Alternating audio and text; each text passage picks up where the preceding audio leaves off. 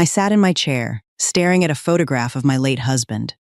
Until recently, I had believed his death was nothing more than a tragic accident, an unfortunate event that no one could have prevented. But everything changed because of a photograph of a tattoo on a woman connected to his death. Tears began streaming down my face before I even realized it. I pulled his framed photograph into my arms and held it tightly. I silently vowed that I would never allow his death to remain an injustice. I had to uncover the truth and make whoever was responsible pay for what they had done. I decided I would get close to her son, uncover the truth behind everything, and make his mother answer for the crimes she had committed against my family. I was born and raised in a poor rural area of Texas. By the time I was 5 years old, I was already following my older brother around our small family farm. My childhood was difficult, but it was happy and peaceful. The person who spent those days with us was Billy. Billy lived a few houses away from ours and was one of Trevor's classmates, so we were very close. He wasn't much different from my brother and me. We were all skinny kids.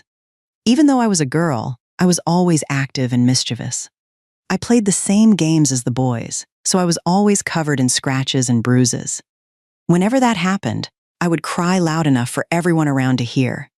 Trevor was afraid our mother would punish him, so he would scold me. The more he scolded me, the harder I cried.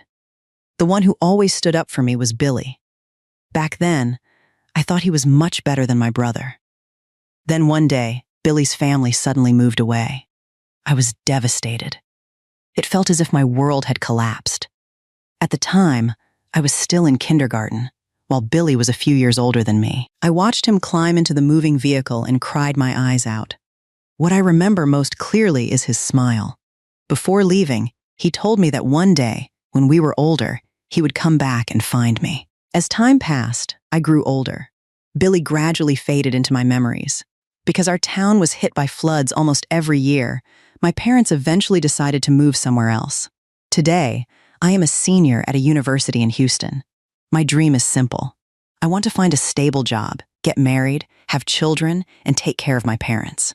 Right now, I am in a wonderful relationship with Mark. He was 1 year ahead of me in school and had already graduated and found a job. Everyone said I was lucky to have a man who was both handsome and capable. Mark was the kind of man who knew how to be romantic. He understood me and always treated me well. Even though we didn't have much to our names yet, he always promised that he would marry me after I graduated. "Elise, over here!" I followed the voice and saw Mark waiting for me across the street. Today, he was standing beside a brand new car. I stared at it in disbelief. The street was crowded, so I had to make my way through the traffic to reach him. "Whose car did you borrow?" Mark narrowed his eyes and smiled. "It's mine. He told me his parents had sent him some money, and he had added his savings to buy it." "Do you like it?" I nodded. "Yeah, it's nice." "But?" he asked. "What's the car for? Driving me around or driving other girls around?" He raised one hand. "I swear, you're the only woman I love." I pinched his cheek. "You're all talk." He laughed. "Being good with words is how I got you to fall for me." Sitting beside him, I felt that life was peaceful. Having a man like Mark in my life was enough to make me feel content. I was a simple woman who dreamed of an ordinary future. I loved him because I loved him, not because he was handsome or successful like everyone said. "Want to go get some seafood?" Seafood was my favorite, so the moment I heard that, my eyes lit up. My treat. Mark looked at me in surprise. "Did you win the lottery or something?" "I just got paid for my latest story." Mark grinned proudly. "My girlfriend is amazing.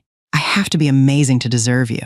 When we arrived at Bayou Seafood Shack, Mark pulled into the parking lot. We were regular customers, so the owner greeted us warmly. "You two are here early today." "I got out early," I replied. "The usual?" "Yes, and give my my girlfriend, some extra sides." I shot Mark a look. "You're getting ahead of yourself. Nobody agreed to marry you yet." Mark burst out laughing. "You'll be my wife sooner or later. I'm just getting used to saying it." We sat down and started eating. "This is so good. Then eat more."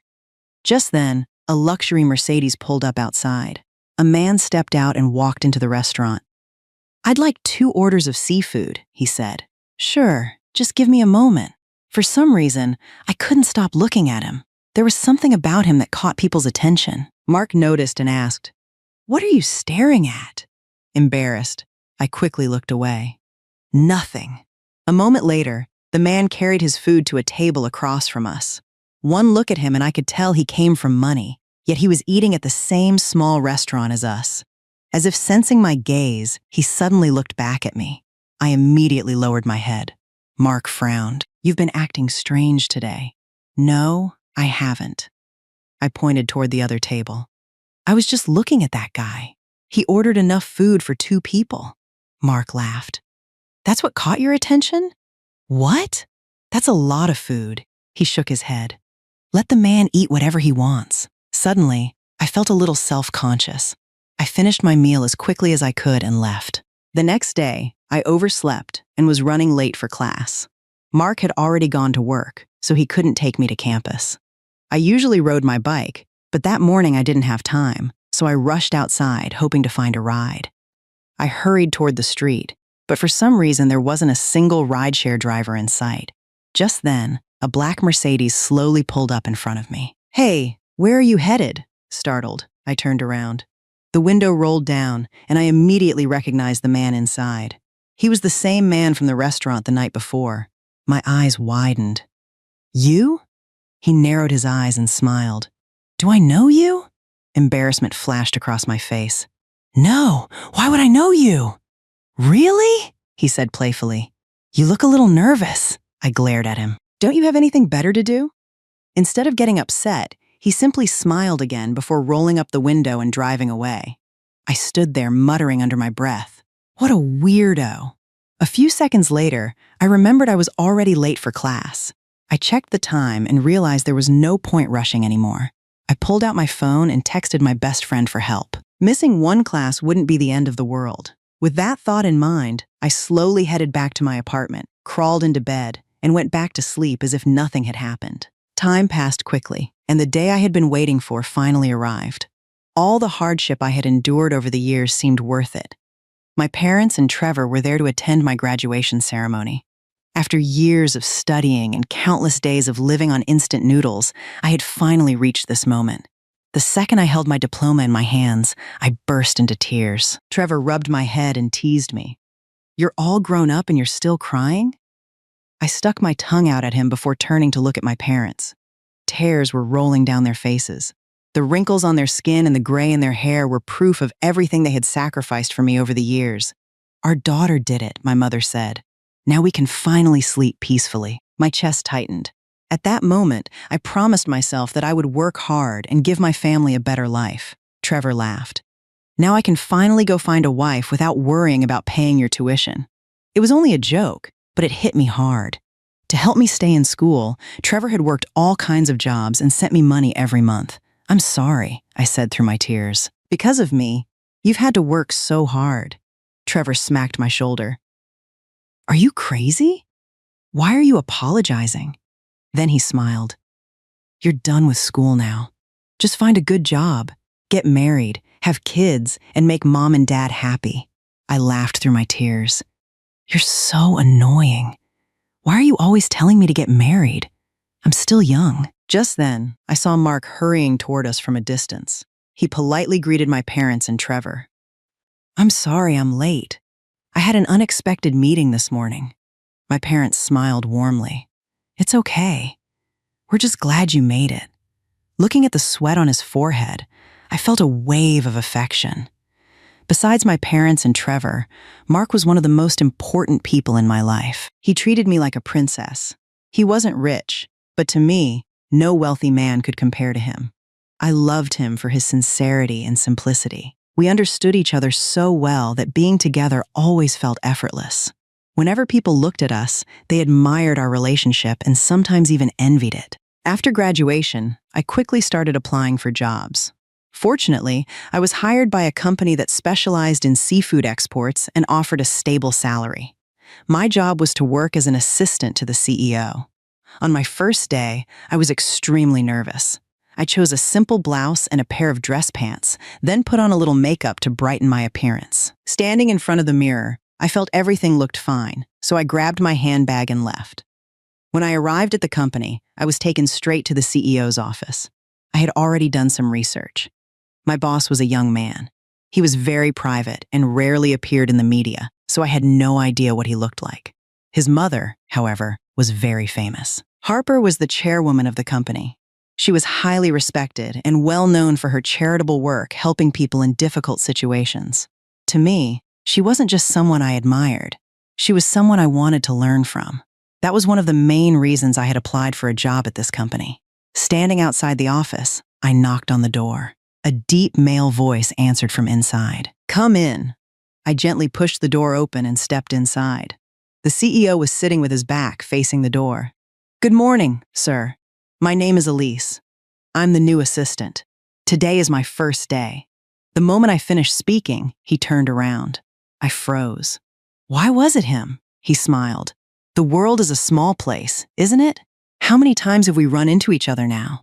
I was too shocked to answer. I never expected our paths to keep crossing like this.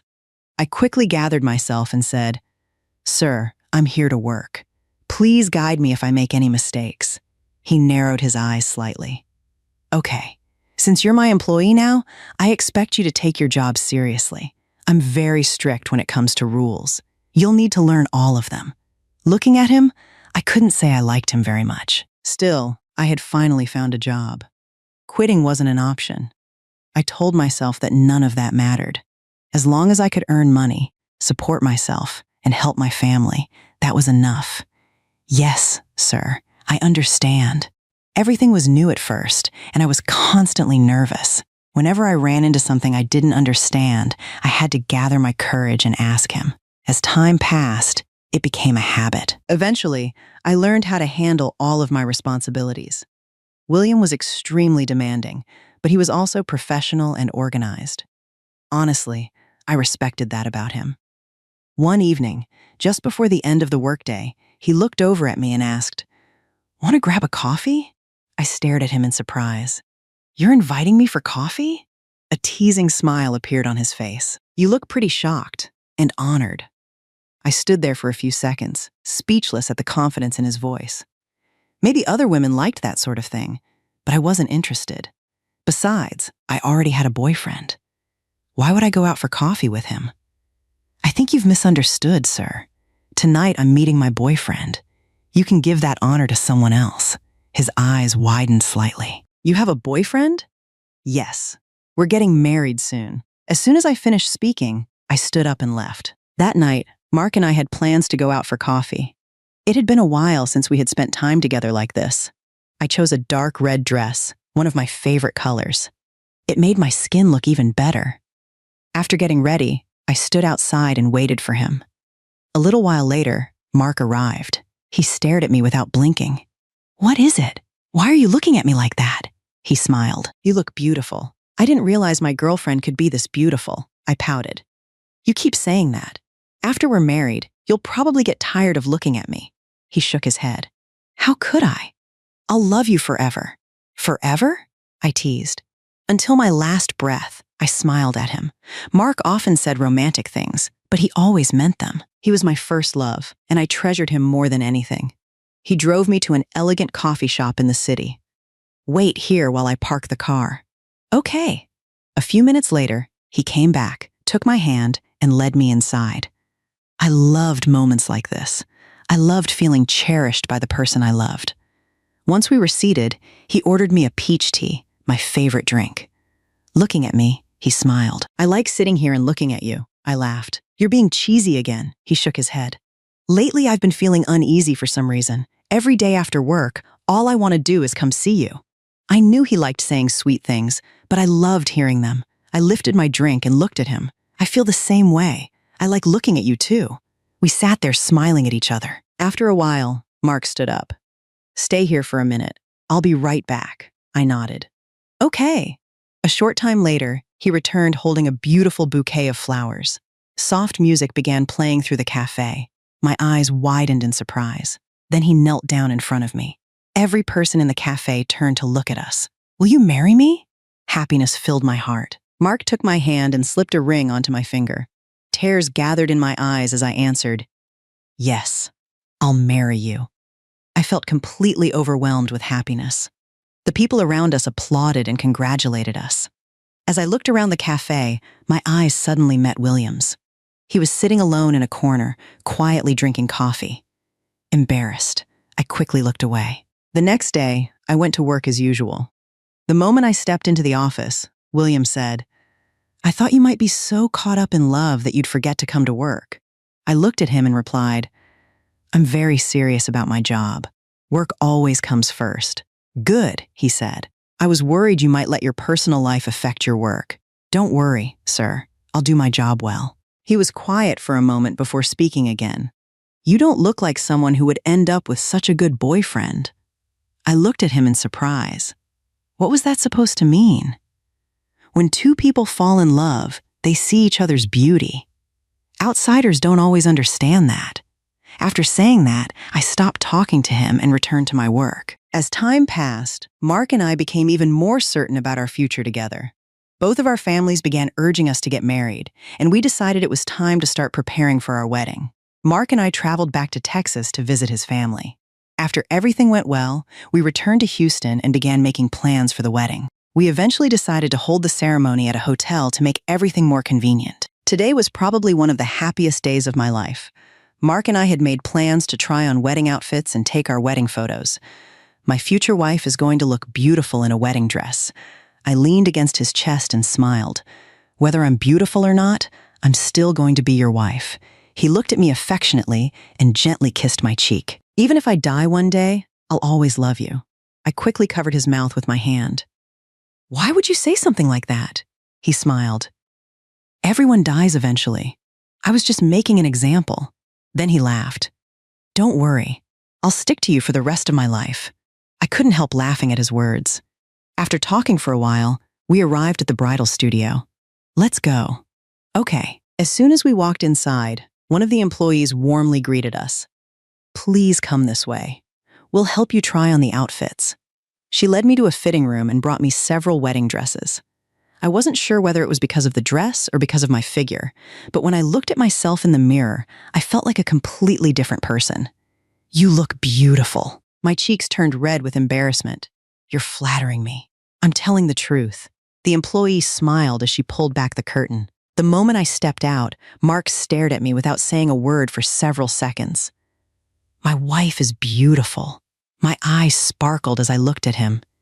"And you're the prince of my dreams." At that moment, I felt completely happy. I was loved, and I was about to marry the man I loved. I couldn't imagine anything better than that. We had finished about half of our photo session when my stomach suddenly started growling. I felt so hungry that my whole body seemed weak. "Mark, I'm starving." He immediately helped me sit down. "Then rest for a minute. I'll go across the street and buy you something to eat." "I'm causing you trouble again." He gently tapped my forehead. "Don't be silly. It's no trouble at all." Then he smiled. "I'd do anything for you." I frowned. "There you go again. I don't like hearing things like that." He laughed. Okay. I won't say it anymore." After that, he quickly headed toward the exit. One of the employees smiled at me. "Your fiancé is handsome and sweet." A happy smile appeared on my face. "Thank you. He's also very kind." "That's wonderful," she said. "A woman is lucky to have a husband like that." I sat and talked with the employee for a while, but Mark still hadn't come back. Why was it taking him so long just to buy a sandwich? The employee looked at me and said, "The store is probably busy." I felt increasingly uneasy. I walked over and poured myself a glass of water. Suddenly, the glass slipped from my hand and shattered on the floor. Embarrassed, I quickly apologized. "I'm sorry. That was careless of me." The employee smiled kindly. "It's okay. I'll clean it up. If you cut your hand, the photos won't turn out well." "Thank you." I turned and started walking back toward my seat when another employee rushed in through the door and shouted, "Everyone! There was an accident in front of the sandwich shop. A man was hit by a car." I heard he died at the scene, and the driver ran away. The moment I heard those words, my legs nearly gave out beneath me. A terrible feeling came over me. Mark had gone to buy food and still hadn't returned. I quickly pulled out my phone and called him. The call wouldn't go through. My voice shook as I asked, "Was the man young?" "Yes," the employee replied. "I heard he was young. Someone said he had just bought a sandwich." My whole body went cold. I looked at the employee beside me. She seemed to understand immediately. "Let's go take a look." I nodded and ran outside. A large crowd had already gathered. My heart felt as if it had stopped beating. I pushed through the people and finally saw him. Mark was lying motionless on the ground, wearing his black suit. Blood surrounded him. The sight shattered me. I stumbled toward him, dropped to my knees, and wrapped my arms around him. "Why? Why is it you?" I screamed. My white wedding dress was stained red. The people around us wiped away tears as they watched. I cried until my voice gave out. Then everything went dark. When I opened my eyes again, I found myself lying in an unfamiliar room. IV bags hung above me, and my parents and Trevor were sitting nearby. "Elise, you're awake." My mother rushed to my side.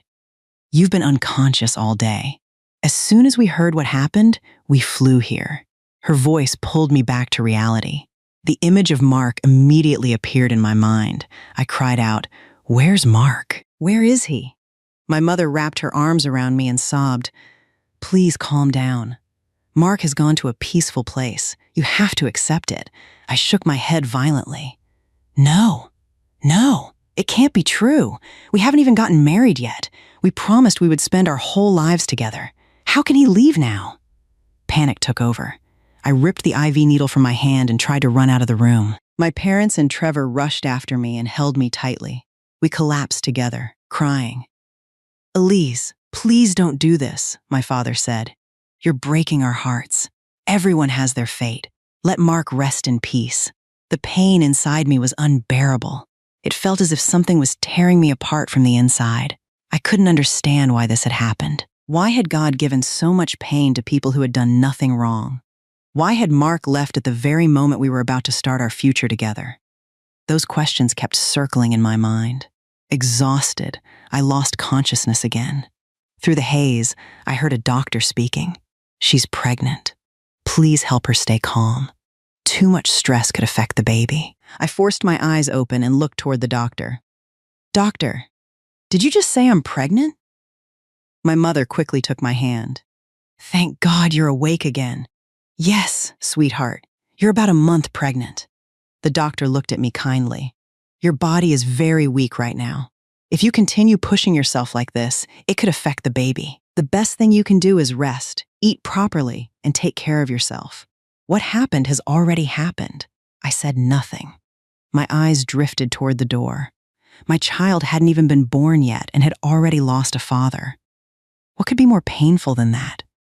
"Listen to the doctor," my mother said softly. "I'll go get you something to eat." Tears rolled down my face as I nodded. "Okay." Because Mark's parents wanted him cremated in Houston before bringing his ashes back to Texas, I waited until I felt a little stronger before speaking again. "Mom, Dad, please take me to see Mark. I want to be with him one last time." My parents exchanged sorrowful looks. "You're still weak. We're afraid you won't be able to handle it." I wiped away my tears. "I may not be well, but I'm still alive. Mark isn't. Please. He's waiting for me." My mother broke down, crying, and finally nodded. "Okay, we'll take you." I left the hospital with a heavy heart. The moment I arrived and saw Mark's portrait and his casket, all the strength left my body. In one corner, Mark's parents sat there in silence, looking completely lost. There was probably nothing more painful than losing a child. My tears had nearly run dry. I didn't even have the strength to cry anymore. When my friends saw me, they gathered around and hugged me. "Stay strong, Elise. We care about you." I slowly walked toward the casket and fell to my knees. "You're so cruel," I sobbed. "Why did you leave me behind? We promised to grow old together. We promised we'd spend our lives side by side. Now I'm the only one left." My voice broke. "How am I supposed to live without you?" The sound of Mark's parents crying made the atmosphere even heavier. No one who witnessed that scene could hold back their tears. I didn't know how long it would take for the pain inside me to fade. A few days later, the funeral came to an end. I was sitting alone looking through the photos Mark and I had taken together when my phone suddenly vibrated. It was a message from William. "Are you okay?" When I heard the news, I couldn't believe it. "I'm sorry for your loss. Please stay strong. Take as much time off as you need. Come back to work whenever you're ready." I read the message, but I didn't have the energy to reply. I felt empty inside. I couldn't see a future anymore. I had wanted to travel back to Texas with Mark's family, but my health was still weak, and the doctor advised me not to travel because of the baby. Besides, I was still waiting for the results of the investigation into the driver who had hit Mark and fled the scene. While I was lost in thought, Trevor opened the door and walked in. The police just called. They said the driver who hit Mark turned himself in. I immediately sat up and grabbed his arm. Really? Where is he now? He's at the police station. Can you take me there? Trevor looked worried. I'm afraid you'll get too emotional. It could affect your health. I looked at him firmly. I'll stay calm. I just need to see him. He nodded. Then get dressed. I'll wait for you. We went straight to the police station. Sitting inside was a middle-aged man who looked worn down by life. His hands were shaking as he spoke with one of the officers. The moment he saw me, his face turned pale. I was filled with anger and grief, but I forced myself to stay calm and took a seat. When everything was finished, the man walked over to me and suddenly dropped to his knees. I'm sorry, he said over and over again. Because of me, your husband is gone.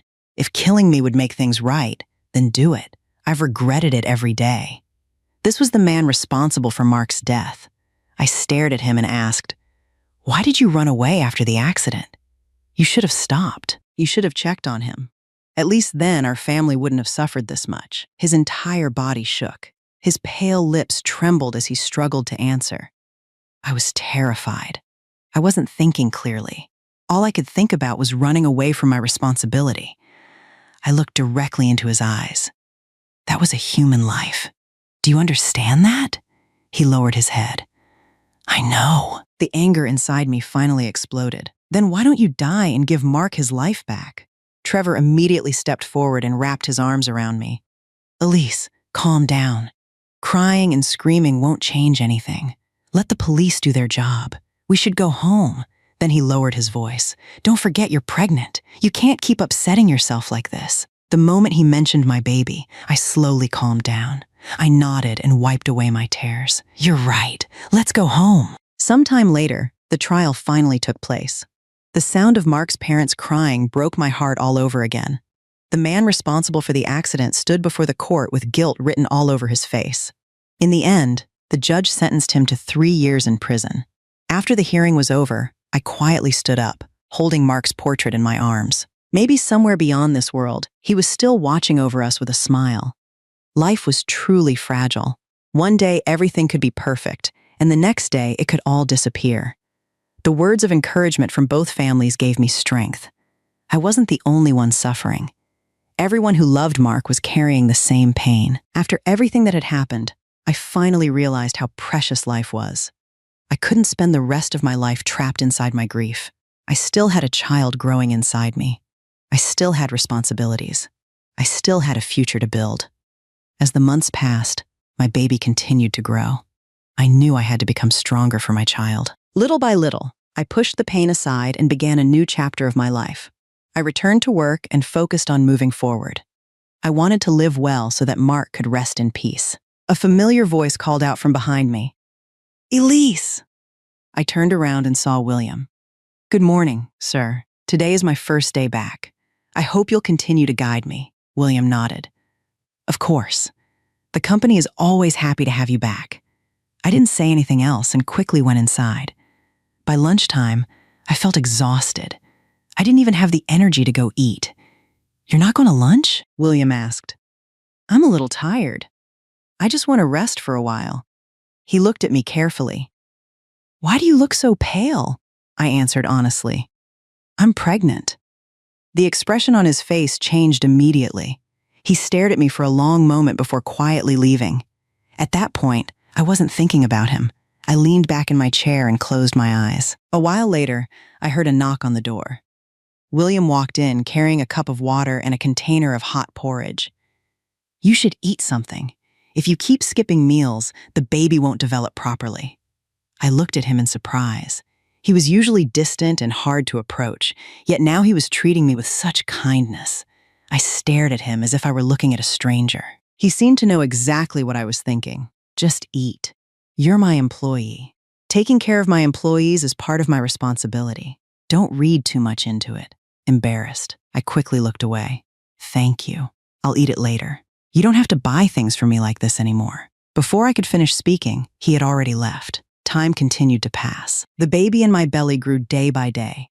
Even though Mark was gone, his parents continued to care for me as if I were their own daughter. With the love and support of everyone around me, I did my best to keep moving forward.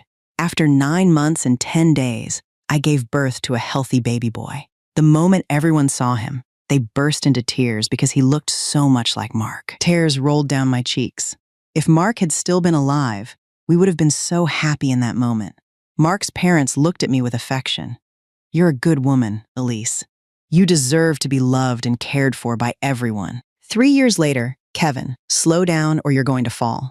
In the blink of an eye, the little baby I once carried in my arms was now running around faster than I could keep up with. Kevin, you're here too? William's voice came from ahead of us. I stopped and looked up. Yes, sir. We came together, Kevin replied, pointing at me. I lowered my head politely. Hello, sir. Are you shopping too? William smiled. Yes. And when we're not at work, you don't have to call me, sir. It makes us sound so distant. I stayed quiet. Over the past few years, William had always shown me special attention. I thought it was simply a boss caring about one of his employees. Almost every week, he would stop by my apartment to spend time with Kevin. Do you like this? William asked, picking up a toy. I'll buy it for you. Kevin's eyes lit up. I like it. I immediately stopped him. Kevin, you already have plenty of toys at home, but I really like this one. William smiled. It's okay. Kids get tired of toys after a while anyway. Everything eventually becomes old. Kevin and William were extremely close. Maybe it was because Kevin had grown up without a father, but he always became excited whenever William came around. Uncle William, can you come to my house tonight? Kevin asked. Can you play building blocks with me? William looked at me before answering. I'll need your mom's permission first. Kevin immediately ran over and grabbed my hand. Mom, can Uncle William come over tonight and play with me? I tried to sound firm. No, Uncle William has work to do. Kevin turned to William. Do you have to work tonight? William shook his head. No, I don't work at night. Kevin immediately looked back at me. See? You weren't telling the truth. Please let Uncle William come over tonight. In the end, I had no choice but to agree. That evening, William arrived early. He brought a large amount of food for Kevin and me. After dinner, he spent some time playing with Kevin. Eventually, Kevin became sleepy and went to bed. William, however, showed no sign of leaving. You should go home and get some rest, I told him. You still have work tomorrow. He looked at me and asked, Can I stay a little longer? Why? Kevin is already asleep. He was silent for a moment before speaking. I don't know why, but I really enjoy being around you. I immediately cut him off. Stop. I don't want to hear this. William kept looking at me. Then he stepped forward and wrapped his arms around me. What are you doing? Let go of me. The more I struggled, the tighter he held me. Just let me hold you for a moment. Why do you always avoid me? Why do you keep rejecting my feelings? His voice was low. I've spent 3 years trying to win your heart. You know that, don't you? My face grew hot. I tried to pull away from him. What are you talking about? Do you really not understand? Or are you pretending not to? He asked. I've stayed single all this time because of you. I like you, Elise. His confession threw my thoughts into chaos. I never imagined a man like William would have feelings for a single mother like me. Have you lost your mind? I said. Are you making fun of me? He looked directly into my eyes. I love you. I really do. Please give me a chance. Before I could react, he lowered his head and kissed me. Anger exploded inside me. I slapped him across the face. I'm sorry, but I can't do this. I'm a single mother. My husband hasn't been gone that long. I can't do something that would make me feel guilty toward him. Please leave. I need to sleep. And if you keep forcing me like this, I'll quit my job. William immediately let go of me. I'm sorry. I got carried away. I promise I won't do anything that scares you again. He took a deep breath. I'll wait for you. I'll wait until the day you accept my feelings. After saying that, he turned around and left. Alone in the apartment, I suddenly felt an emptiness I couldn't explain. It seemed that somewhere inside me, I had already begun to develop feelings for him. I cleaned up the apartment, then went to bed. 3 years had passed since the accident. One day, I heard that the man who had caused Mark's death had been released from prison. Not long after that, another piece of news reached me. He had died. The official report said it was an accident, but something about it didn't feel right. A few days later, a woman came to my apartment looking for me. She introduced herself as the driver's wife. Her face looked exhausted, as if life had drained every bit of strength from her. "Mrs. Elise, I know this may sound strange, but there are things you deserve to know." I invited her inside. After sitting down, she began telling me everything. According to her, their daughter had been diagnosed with leukemia years ago. The treatment was expensive, far beyond what their family could afford. They had been desperate, trying every possible way to save her. Then one day, someone suddenly appeared and offered them a huge amount of money. In exchange, her husband only needed to take responsibility for a traffic accident. At first, they refused. But later, when doctors said their daughter needed treatment in Singapore and the costs would be impossible to cover, everything changed. "My husband kept saying he didn't know what to do," she said, wiping her tears. Then one day, a large amount of money appeared. It was enough to pay for our daughter's treatment. I sat frozen. "What do you mean?" She looked straight at me. "My husband told me he wasn't the one who caused the accident." My heart sank. He said someone paid him to take the blame. The room fell silent. He served 3 years in prison. During those 3 years, money kept arriving every month, enough for our daughter to continue her treatment. I tightened my grip around the cup in my hands. If that's true, why didn't he tell the police? He was afraid. Her voice broke. He said the people behind this were powerful. He believed that if he spoke up, our entire family would be in danger. The more I listened, the colder I felt. Everything I had believed for the past 3 years suddenly began to crack. The woman slowly reached into her purse and pulled out an old photograph. "My husband gave me this before he died." I took the photo. It showed part of a woman's wrist. Wrapped around it was a red and black snake tattoo. "He told me that if anything happened to him, I should find you and give you this." I stared at the tattoo. "Do you know who this woman is?" She shook her head. "No, he never told me." For a long time, neither of us spoke. Finally, she stood up. "If I learn anything else, I'll contact you." Before leaving, she gave me her phone number and address. Then she quietly walked out the door. A few days after that woman visited me, I was scrolling through the news during a break at work when a headline caught my attention.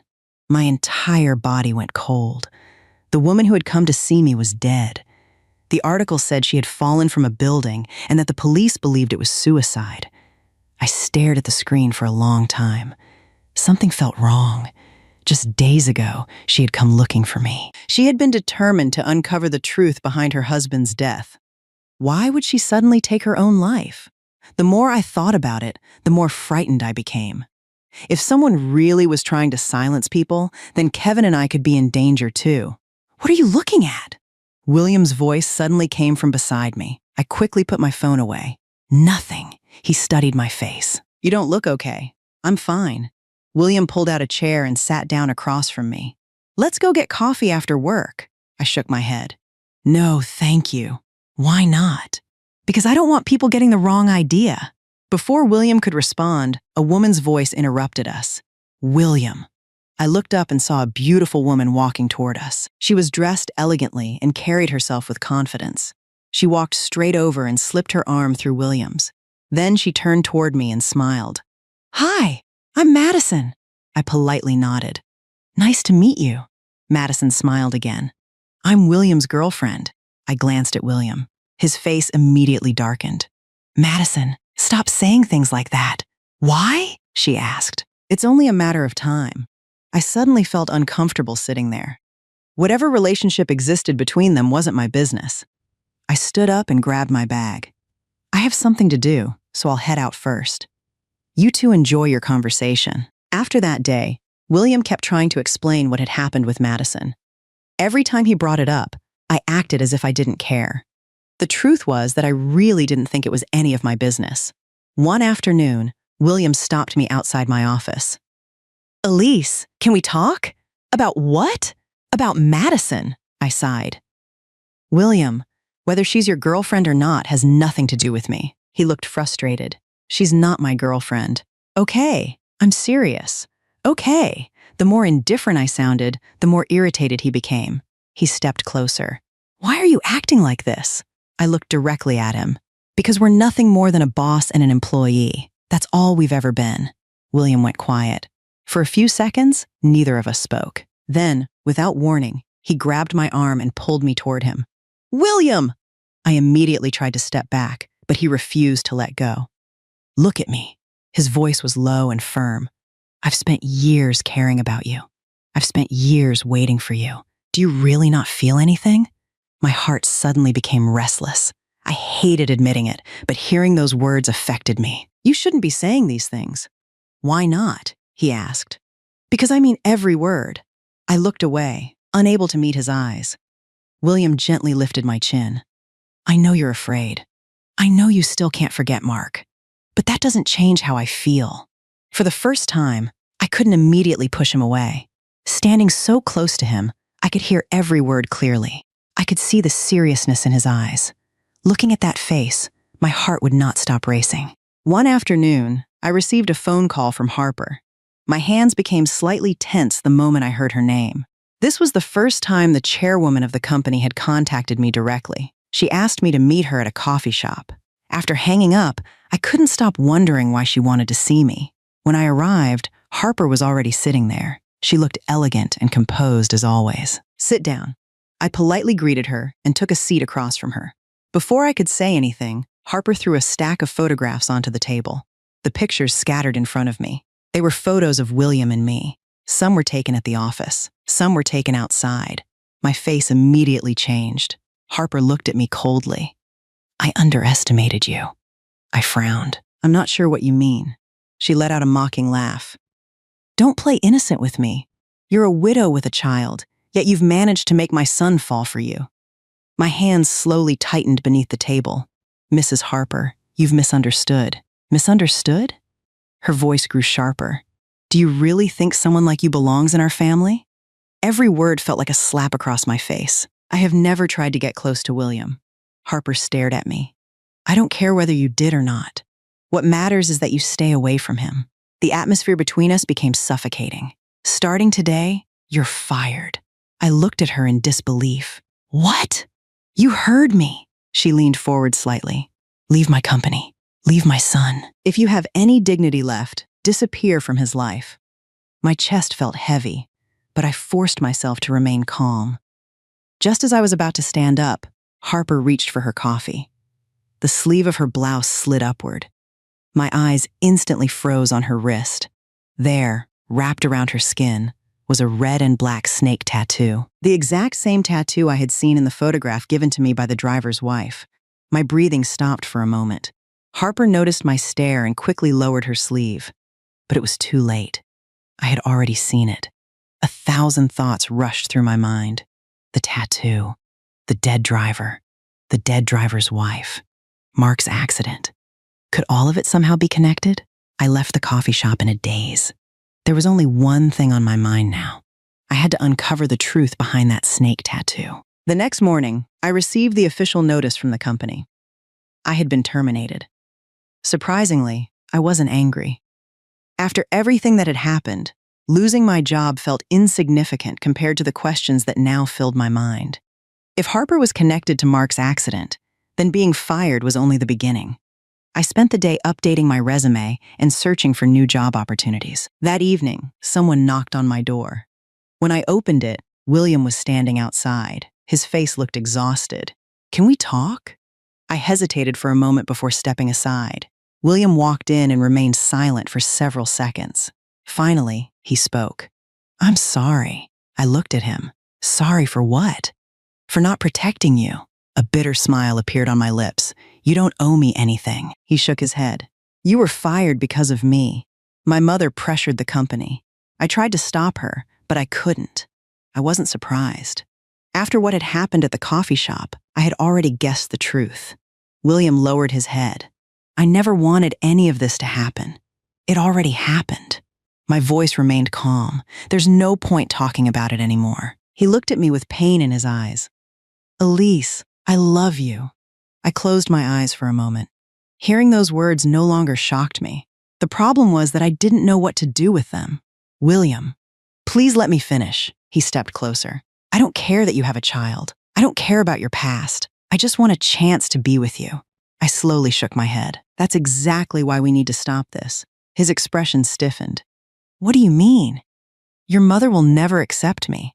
And right now, I have more important things to worry about than love. He stared at me. You're still investigating Mark's accident, aren't you? I didn't answer. The silence was enough. William took a deep breath. Then let me help you. No, I immediately refused. The less involved you are, the better. Elise, please. I looked directly into his eyes. This is my problem, not yours. For a long moment, neither of us spoke. Finally, William nodded. The disappointment in his eyes was impossible to hide. He slowly turned and walked toward the door. Before leaving, he stopped for a second. No matter what happens, if you ever need me, I'll be there. Then he left. I closed the door and leaned against it. The apartment suddenly felt very quiet. But this time, my thoughts were clear. My job was gone. My relationship with William had reached another dead end. None of that mattered anymore. What mattered was finding the truth. I looked at the photograph of the snake tattoo once again. Somewhere behind that symbol was the answer to everything that had happened to Mark, and I would not stop until I found it. The next day, I went straight to the police station. Hello, officer. I'd like to request that my husband's accident case be reopened.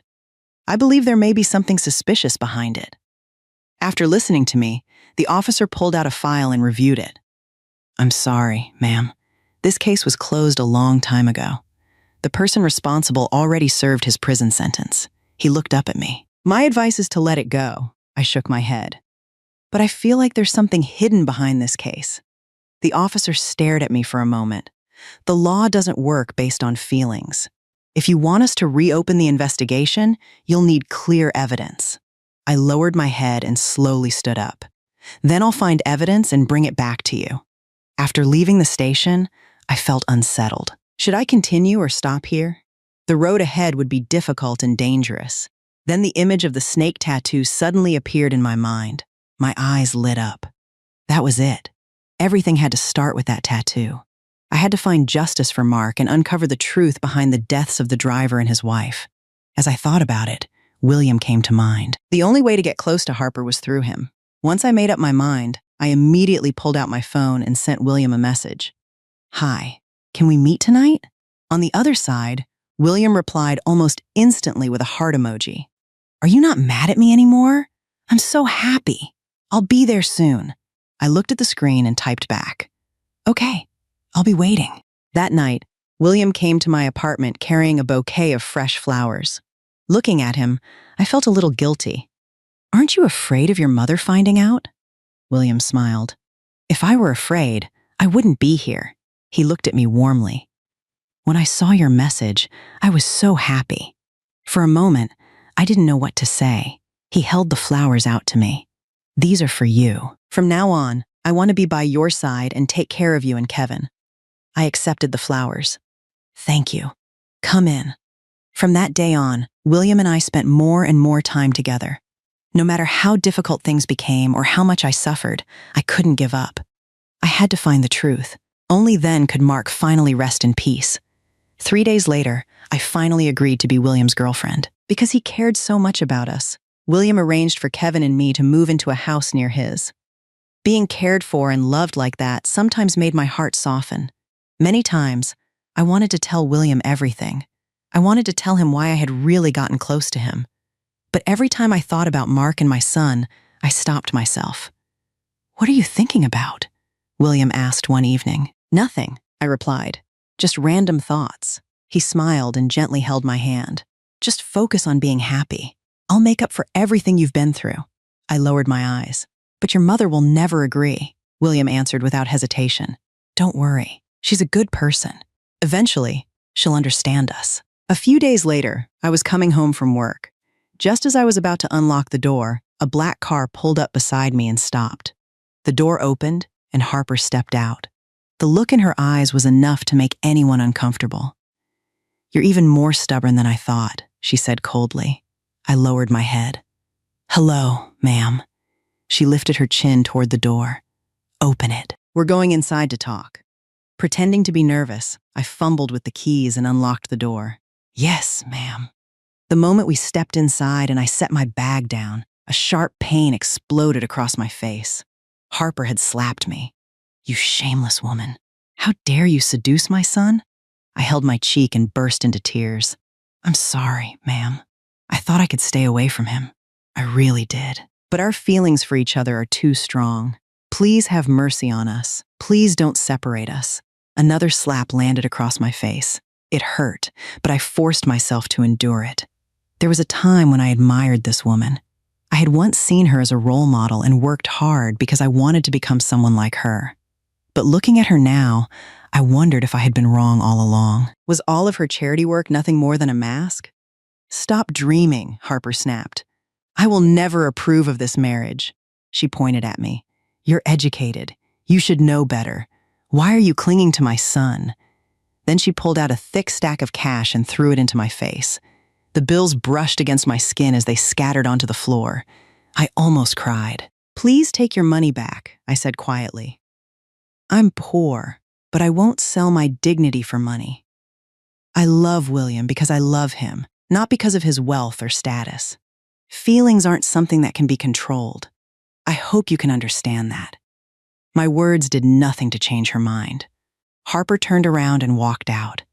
I sat there alone, feeling completely drained. No matter what happened, I had to keep going. That night, William was later than usual. I was about to call him when the doorbell rang. I let out a sigh of relief and hurried to open the door. "Why are you so late?"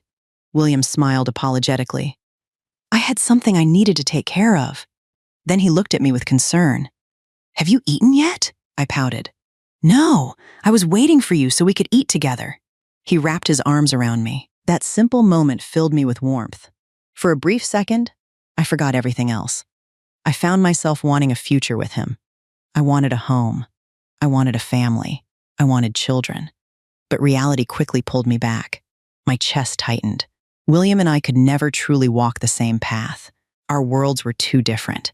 "Come inside," I said softly. "I'll set the table." William leaned forward and kissed my cheek. "I love you so much." Embarrassed, I gently pushed him away and walked into the kitchen. After dinner, I took out the stack of cash Harper had thrown at me and placed it in front of him. "Take this back to your mother. She came here today and told me to leave you." The sadness in William's eyes was immediate. She already said the same thing to me. I looked at him. "And what did you tell her?" He didn't hesitate. "I'll do whatever it takes to be with you." His voice grew firmer. We had a huge argument. I told her I was willing to give up everything if it meant staying with you. Hearing that made my heart ache. If William ever learned that I had approached him because of my investigation, he would be devastated. "I'm causing trouble between you and your mother," I said quietly. "Maybe we should break up. I don't want you to become an ungrateful son because of me." William immediately grabbed my hand and held it tightly. "Even if people call me ungrateful, I don't care. Just don't let go of my hand. Let me handle everything else."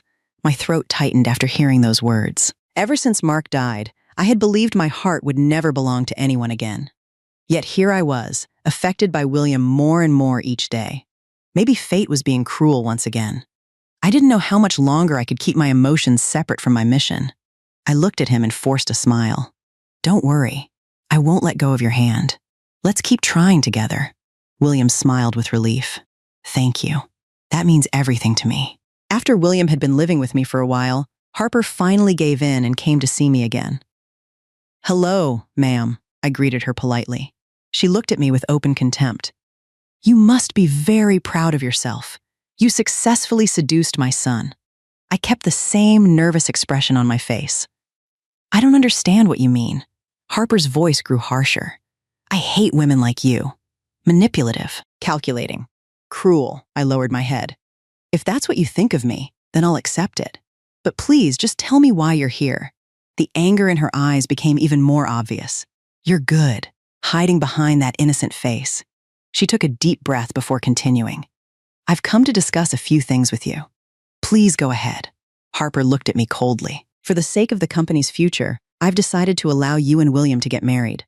I remained silent and listened. But you'll only be his wife in name. Don't expect anything else. She pointed a finger at me. And let me make this clear. There will be no grand wedding, no celebration, no recognition from our family. If you want to marry him, you'll move in quietly like a stray dog. Every word was meant to humiliate me, but I refused to let it affect my goal. I lowered my head respectfully. Thank you, ma'am. I'll do as you ask. As long as I can be with William, that's enough for me. Harper let out a cold laugh. A woman like you will never find happiness. Then she turned around and left.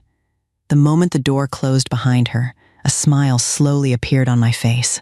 The first stage of my plan had finally succeeded. The way William and I got together so suddenly was something my parents and Trevor never fully accepted. It wasn't because they disliked William. They simply wanted me to have a proper wedding and a peaceful marriage after everything I had been through. But under the current circumstances, I had no choice but to go against their wishes. I couldn't bring William home to introduce him to everyone yet. One evening, William noticed that I seemed distracted. "Are you upset about something?" he asked. I rested my head against his shoulder. "Just a little. But when I'm with you, I feel happy." William gently ran his fingers through my hair. "What if I gave up everything and moved back to your hometown with you? We could live a simple, peaceful life." I immediately sat up and looked at him. "Don't say that," William frowned. "Why not? Your mother has finally agreed to our relationship. Things are already difficult enough. You shouldn't throw everything away." William let out a quiet sigh. "You always think about other people before yourself." Then he smiled. "You're such a good woman." A few days later, while discussing our future, William asked, "After we get married, should we move out and live on our own?" There was no way I could agree to that. The only reason I had gotten close to William in the first place was to get closer to Harper. If we moved away, everything I had worked for would become meaningless. I carefully chose my words. "I don't think that would be a good idea." "Why?" William asked. "She's still your mother, and she'll be my mother-in-law. If we live together, maybe she'll get to know me better. Maybe one day she'll accept me." William listened quietly. The more he thought about it, the more reasonable it seemed. "I'm just afraid you'll be treated unfairly." I smiled and gently placed my hand against his cheek. "I'm already happy. No matter how much I have to endure, I can accept it." William looked at me with eyes full of affection. He was warm, kind, and gave me a sense of peace I hadn't felt in years. But sadly, the path I was walking and the path he believed we were walking together were not the same. A few days later, after everything had been arranged, Kevin and I packed our belongings and followed William to his family's mansion. It was my first time stepping into a place like this. Looking at the magnificent mansion in front of me, I felt as if I had entered a completely different world.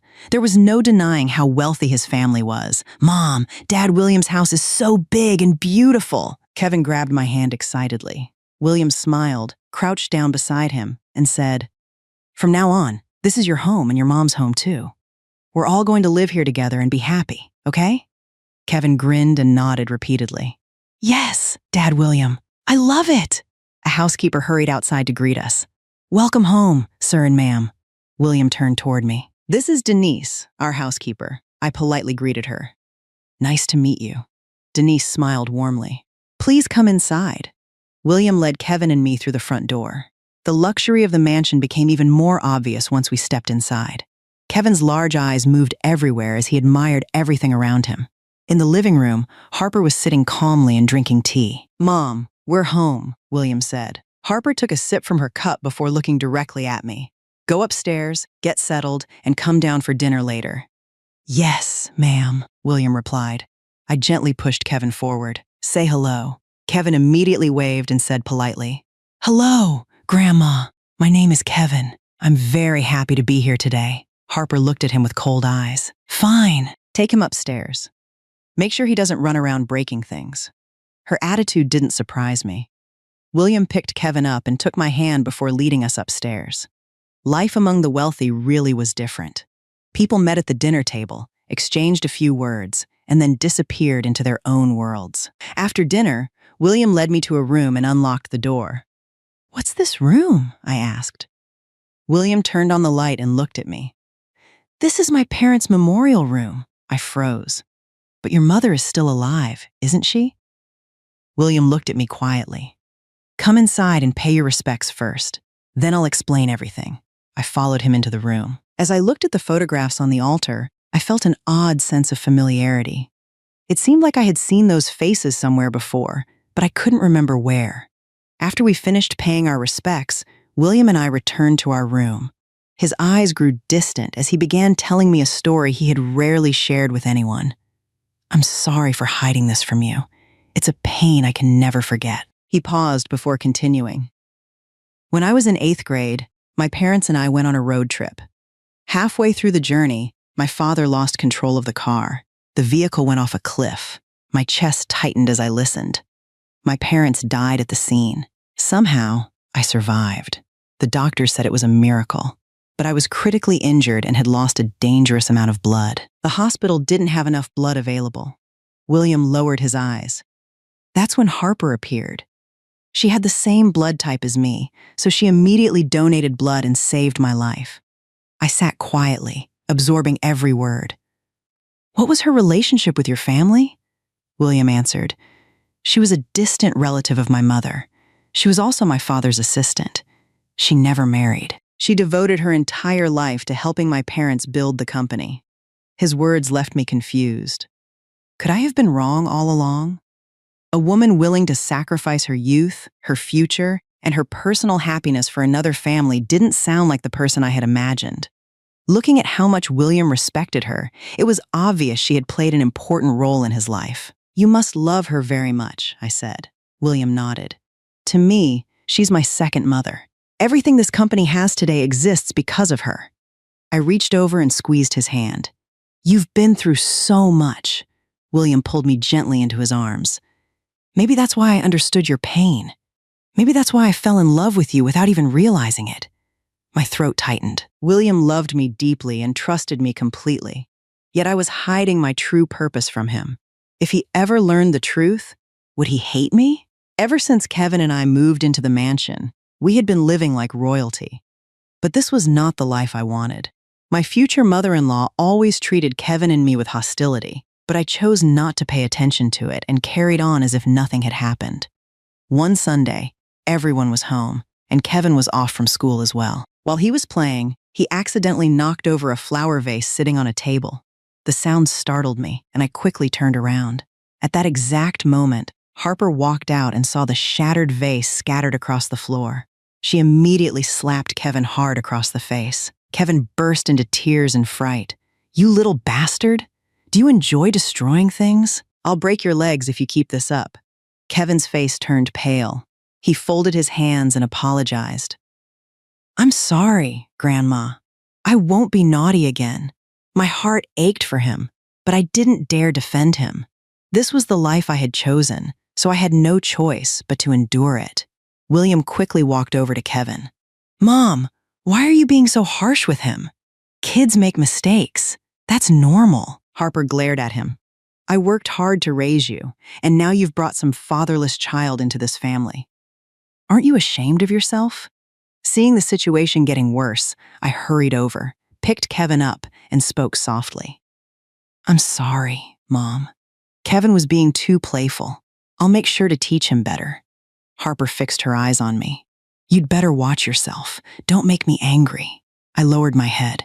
Yes, Mom, I understand. Harper always treated Kevin and me like a thorn in her side. She constantly said hurtful things in the hope that I would leave. But because of my determination, I swallowed my pain and endured everything so that I could uncover the truth and seek justice for those who had died. It sounded ridiculous, even to me. I didn't have a single clue or piece of evidence proving that Harper was involved in anything. I was simply following my instincts. They kept telling me that if I gave up now, I would spend the rest of my life living with regret and guilt. I had people keeping an eye on her everywhere she went, but I still couldn't find a single lead. Today, Kevin had a fever, so I stayed home to take care of him. I was feeding him porridge when Denise walked in with a woman about the same age as my future mother-in-law. I greeted her. Hello. She walked over and sat across from me. You're William's wife, aren't you? I nodded. Yes, ma'am. Just then, Denise came out and served her a glass of water. The woman reached for it, and something unbelievable caught my eye. There was a snake tattoo on her wrist. I froze. My eyes locked onto that tattoo. Mom. Kevin's voice snapped me back to reality.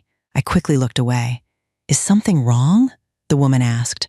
I forced myself to stay calm. No, nothing. It's just my first time meeting you, so I was curious about who you are. Denise spoke up. She's Mrs. Harper's friend. She was overseas for a long time, so she hasn't visited here much. That's why you haven't met her before. I barely paid attention to what Denise was saying. My mind was spinning around that snake tattoo. Why did she have the exact same tattoo as Harper? Was it some kind of symbol? Or just a tattoo trend among wealthy women? Was I wrong all along? Or was that tattoo trying to tell me something? Is this your son? She asked. I answered absent-mindedly. Yes, ma'am.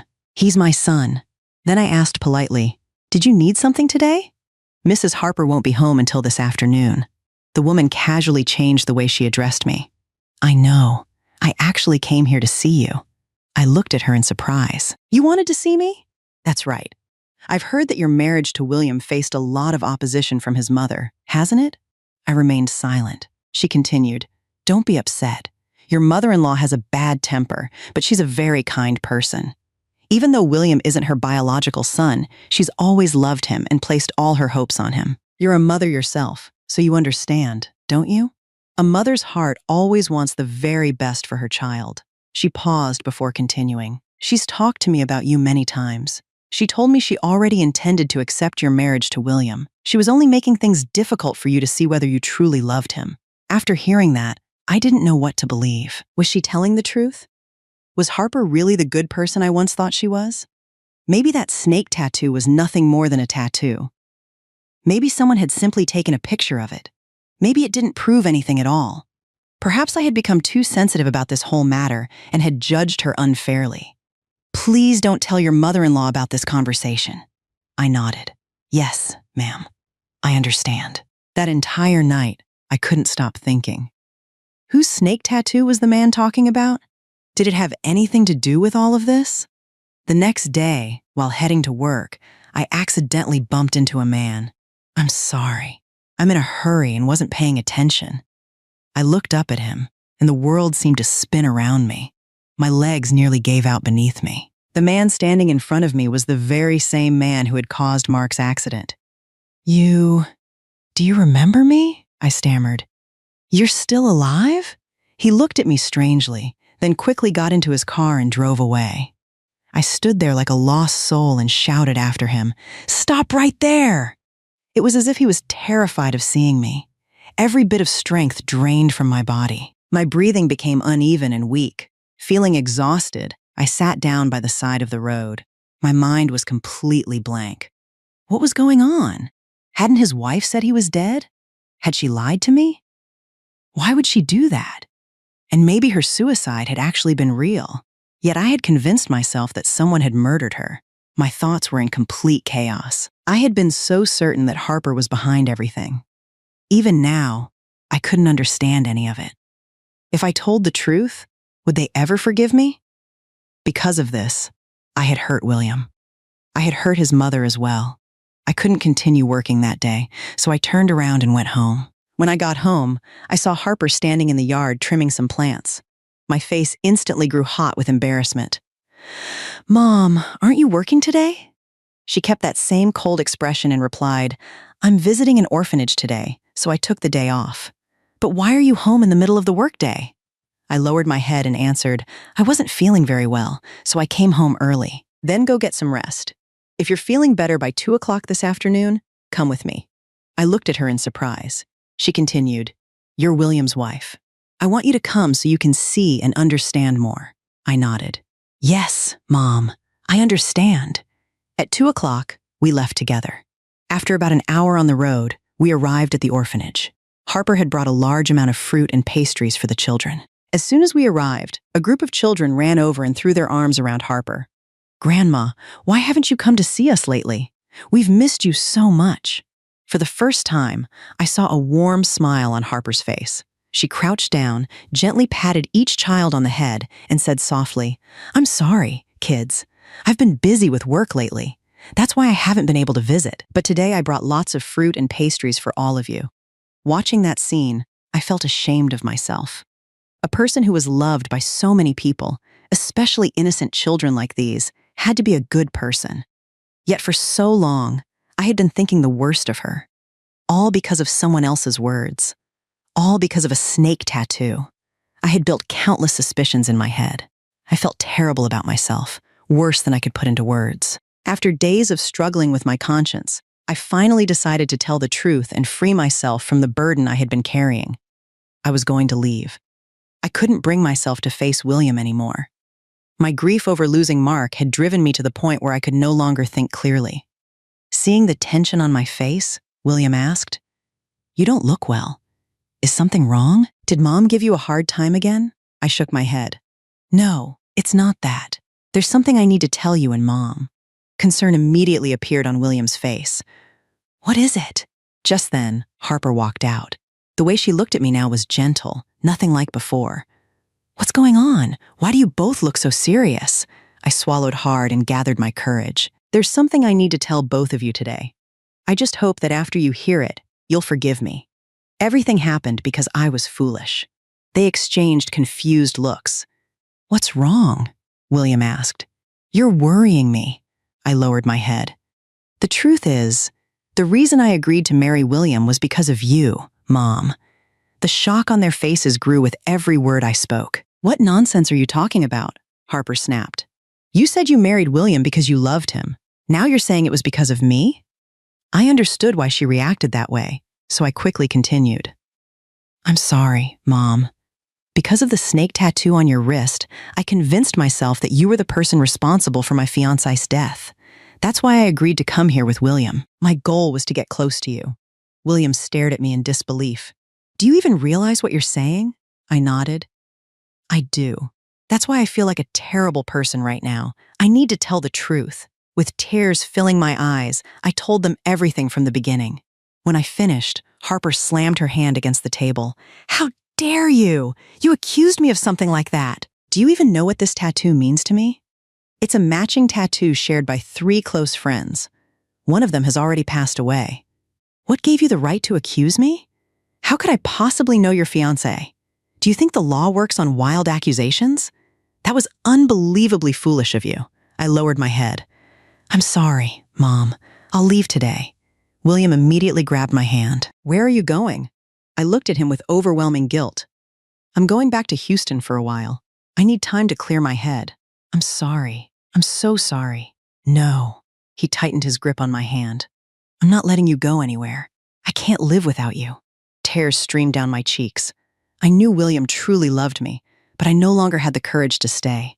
Harper suddenly spoke up. "You're cruel. You gave my son hope, and now you're walking away?" She let out a long sigh. "Over this time, I've seen how well you've treated William. I thought it was because you loved him. Even though I never liked you, I was trying to accept you as my daughter-in-law. Now that I know the truth, I don't blame you anymore. I understand what it's like to lose someone you love. I can forgive the mistakes you made because of that pain. So stay here. You've already become part of this family. Do your duty as a wife." Her words warmed my heart. I never imagined she could be so kind. "Mom, you're not angry anymore?" Harper shook her head. "What would staying angry accomplish? I've spent my life bringing happiness to other people. Why shouldn't I give that same happiness to my own son? I know how much William loves you. He's willing to sacrifice everything to be with you. Don't let him down." William squeezed my hand tightly. "You heard, Mom. Stay here with me. Don't leave." For the first time in a long while, warmth returned to my heart. Happiness slowly filled the emptiness inside me. After everything we had been through, it felt as though a heavy weight had finally been lifted from my shoulders. "Can I really stay?" I asked. William smiled and nodded. "Of course. You're my wife." I threw my arms around William and cried uncontrollably. "Thank you for loving me." He gently wiped the tears from my cheeks. "Don't cry anymore. From now on, let's live happily together." From that day forward, my life seemed to turn to a brand new page. Harper gradually opened her heart to me, and the distance between us disappeared. Not long after that, I decided to take William back to Houston to meet my family. Back home, my parents and Trevor still hadn't fully accepted him. It wasn't because they disliked him. They were worried that a man like William could never truly love a single mother like me. When the car stopped in front of the house, my parents and Trevor rushed outside. I opened the door and stepped out. My mother immediately burst into tears and smacked me on the shoulder. "You little brat! Why did it take you so long to come home?" Seeing her cry made me cry too. "I'm sorry, everyone." William stood beside me and politely bowed his head. "Hello, Mom and Dad. Hello, Trevor." My parents looked him over from head to toe. My father spoke first. "You're William, right?" William nodded respectfully. "Yes, sir." My father's expression remained serious. "Do you truly love my daughter? She's a single mother. Can a wealthy man like you really accept that?" William answered without hesitation. "Yes, sir. I truly love Elise. I'll do everything I can to be a good husband and a good father. I want her and Kevin to live a happy life." After hearing that, my father didn't say another word. He simply turned around and walked inside. I knew the issue wasn't William. The problem was me. My family was afraid I wouldn't be able to hold on to someone like him. My mother finally spoke. "Come inside, both of you." William and I followed my mother and Trevor into the house. While looking around, William's eyes stopped on several old photographs hanging on the wall. He stood up and walked closer. "This picture looks familiar." He pointed at a childhood photo of Trevor, me, and a little boy standing beside us. "That boy on the right, that's me." I froze and stared at him. My mother and Trevor looked just as shocked. "Don't tell me," Trevor said. "You're Billy?" Tears instantly filled William's eyes. "Yes." Back then, everyone called me Billy. The entire room seemed to fall silent. Trevor stepped forward. "And I'm Bear, your best friend from back then." William immediately rushed over and hugged him tightly. "Bear! I can't believe you've changed so much. I didn't recognize you." Trevor laughed through his tears. "You've changed too, Billy." The world truly was smaller than I ever imagined. The boy whose departure had made me cry my eyes out as a child was now standing right beside me and was about to become my husband. "Billy," I whispered. "Do you remember me? I'm Elise." He walked over and wrapped me in a tight embrace. "I remember now. I'm sorry for not recognizing you sooner. After my parents died, my whole world collapsed. I spent years trying to cope with everything that happened. Little by little, I forgot about the promise I made that day. Besides, you look very different from when you were little, so I didn't recognize you either. But maybe God had other plans for us, because after all these years, I found you again." Then the three of us sat together, chatting warmly about our childhood memories and feeling grateful for the way fate had brought us back together. That's how it was. Happiness sometimes comes from the smallest and most unexpected things. After that, my parents finally agreed to our marriage and fully accepted William. At that point, it felt as though I had everything I could ever wish for. No one would have imagined that a single mother like me would one day find such complete happiness in life. Not long afterward, William and I held our wedding in a luxurious hotel. Mark's parents were there on our special day as well. They held me tightly and cried, "Live a happy life, sweetheart. Now we can finally be at peace." I couldn't hold back my tears. "Thank you, Mom and Dad. Thank you for loving me all this time. No matter what happens, I will always be your daughter." They gently wiped away the tears rolling down my cheeks. "Don't cry anymore. Today is a happy day. You should be smiling." I nodded and gave them a smile. "Yes, Mom. Yes, Dad." After the wedding, I settled into my new role as a wife and daughter-in-law. Harper had changed completely and treated me with far more love and kindness than before. For the first time in a very long while, I felt that my life was truly peaceful and happy. Looking back, I realized that I had spent so much time thinking badly of her. I had always seen her as cold, cruel, and impossible to like. Now everything that had been tangled inside my heart had finally been untied, and life seemed to return to where it was meant to be. A month after the wedding, our family received wonderful news. During dinner one evening, I suddenly felt nauseous and exhausted. "What's wrong?" Harper asked. "Elise, is the food not to your liking today?" I looked at her and shook my head. No, Mom. I just feel like throwing up. She studied me for a moment before speaking again. You look a little pale. Maybe you should go to the hospital and get checked. I think you might be pregnant. Her words caught me by surprise. My period was already late that month. William's face immediately lit up with excitement. Let's take you to the doctor right now. If Mom's right, that's amazing news. I smiled and nodded. Okay. After dinner, William drove me to the hospital. Harper's guess turned out to be correct. I was a little over 1 month pregnant. William was overwhelmed with joy. He lifted me into his arms and spun me around several times. What are you doing? I laughed. I'm pregnant. What if you make me dizzy and hurt the baby? He quickly put me down and grinned sheepishly. Sorry, I'm just too happy. Not long after we found out about the pregnancy, William had to leave for an unexpected overseas business trip that would last several months. While he was away, Harper treated me like a queen. She wouldn't even let me take care of Kevin myself. She hired a nanny specifically to help look after him. Sometimes I felt embarrassed. All I did was eat, rest, and relax. It almost felt boring. Mom, I'm perfectly healthy. You don't need to hire a nanny for Kevin. It's a waste of money. Harper shook her head immediately. Absolutely not. You're carrying my grandchild. Your only job right now is to eat well and take care of yourself. Have a healthy baby first. Don't worry about money. We may not be the richest family in the world, but we can easily take care of you and the children for the rest of your lives. Her words warmed my heart. When I was pregnant with Kevin, I wasn't suffering as much as some women, but I still had to endure morning sickness and keep working to support my child. Now, as the daughter-in-law of this family, I was being treated like royalty. People really are measured by the kindness in their hearts. One day, while scrolling through articles online, I happened to read a piece about foods that pregnant women should avoid. The more I read, the more uneasy I became. According to the article, eating too much crab and aloe vera during pregnancy could increase the risk of complications.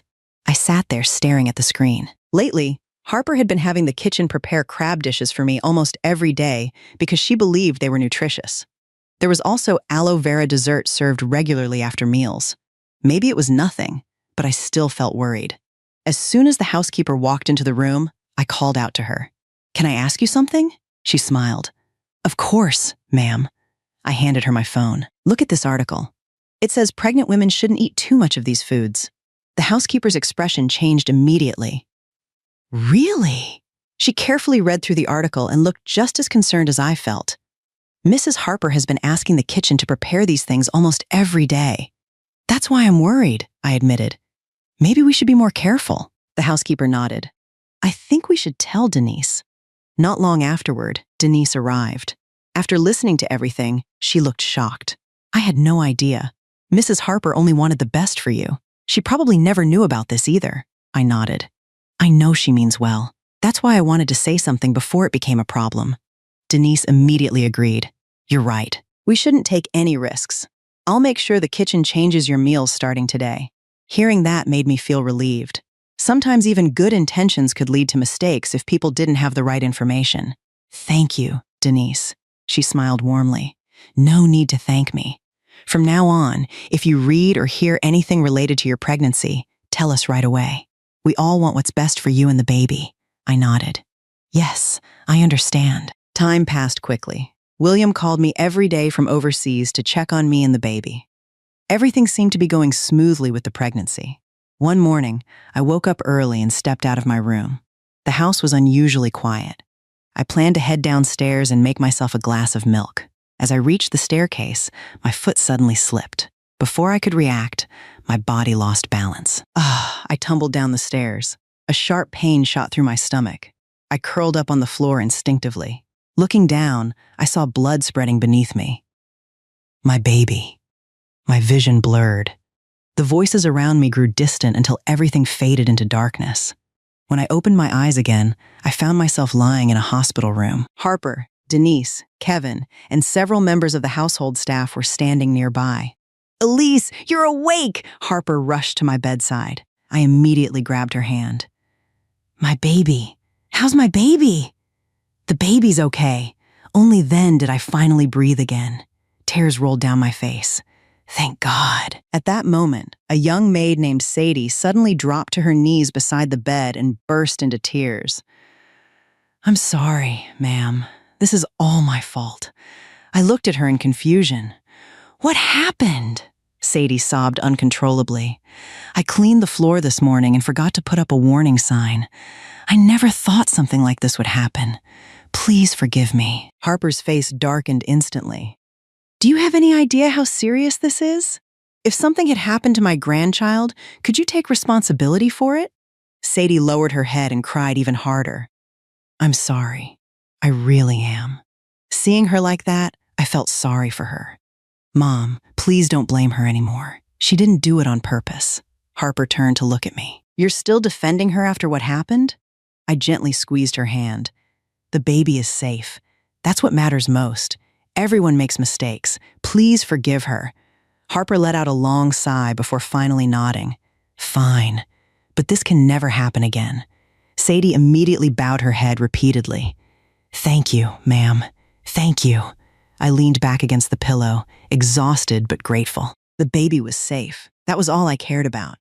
Get some rest, Harper said softly. Don't think about anything else, I nodded. Yes, Mom. After spending a few days in the hospital, my condition finally stabilized. Even so, whenever I thought back to what had happened, fear still lingered in my heart. I was lost in thought when I heard footsteps outside. I assumed my mother-in-law had come to visit. A moment later, the door opened, but it was Sadie. She was carrying a bag, and her pale, exhausted face looked drained of all color. Hello, ma'am. I turned toward her. You came to visit me? She nervously walked over to my bedside. I came to apologize to you.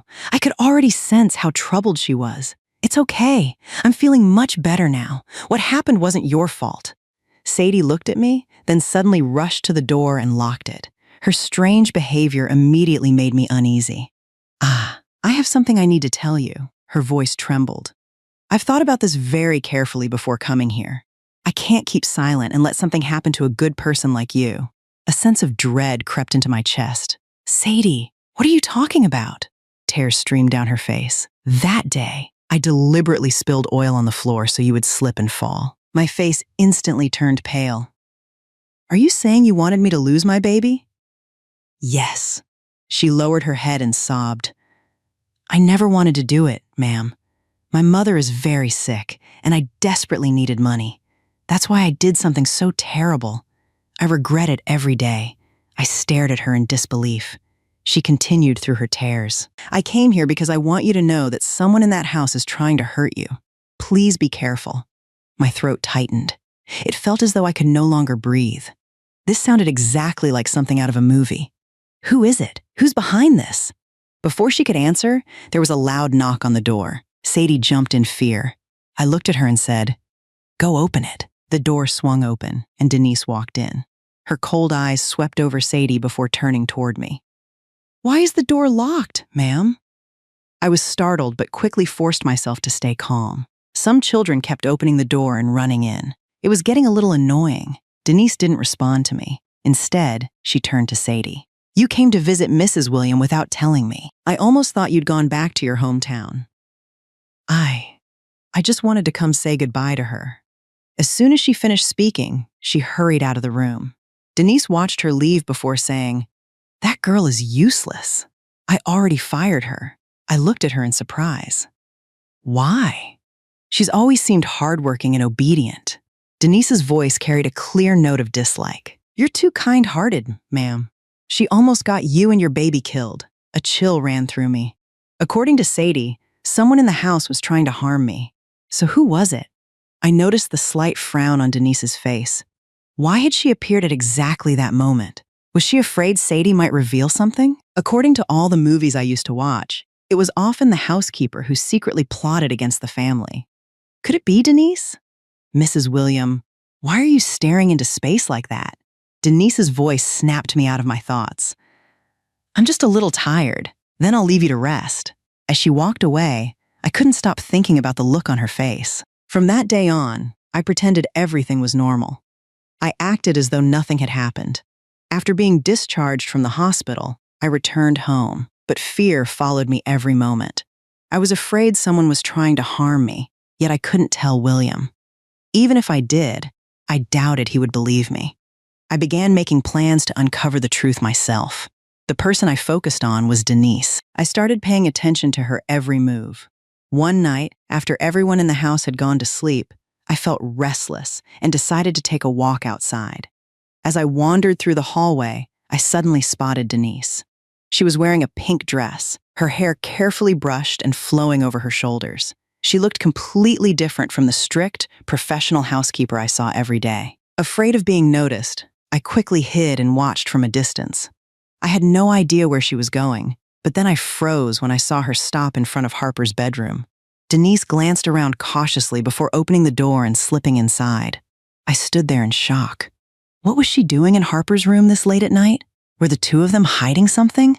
I decided to stay and wait. About an hour later, the door finally opened, and Denise came back out. From that moment on, I became convinced there were secrets hidden inside this house. Why did she have to sneak into Harper's room in the middle of the night? I continued watching her on other nights, hoping to find answers.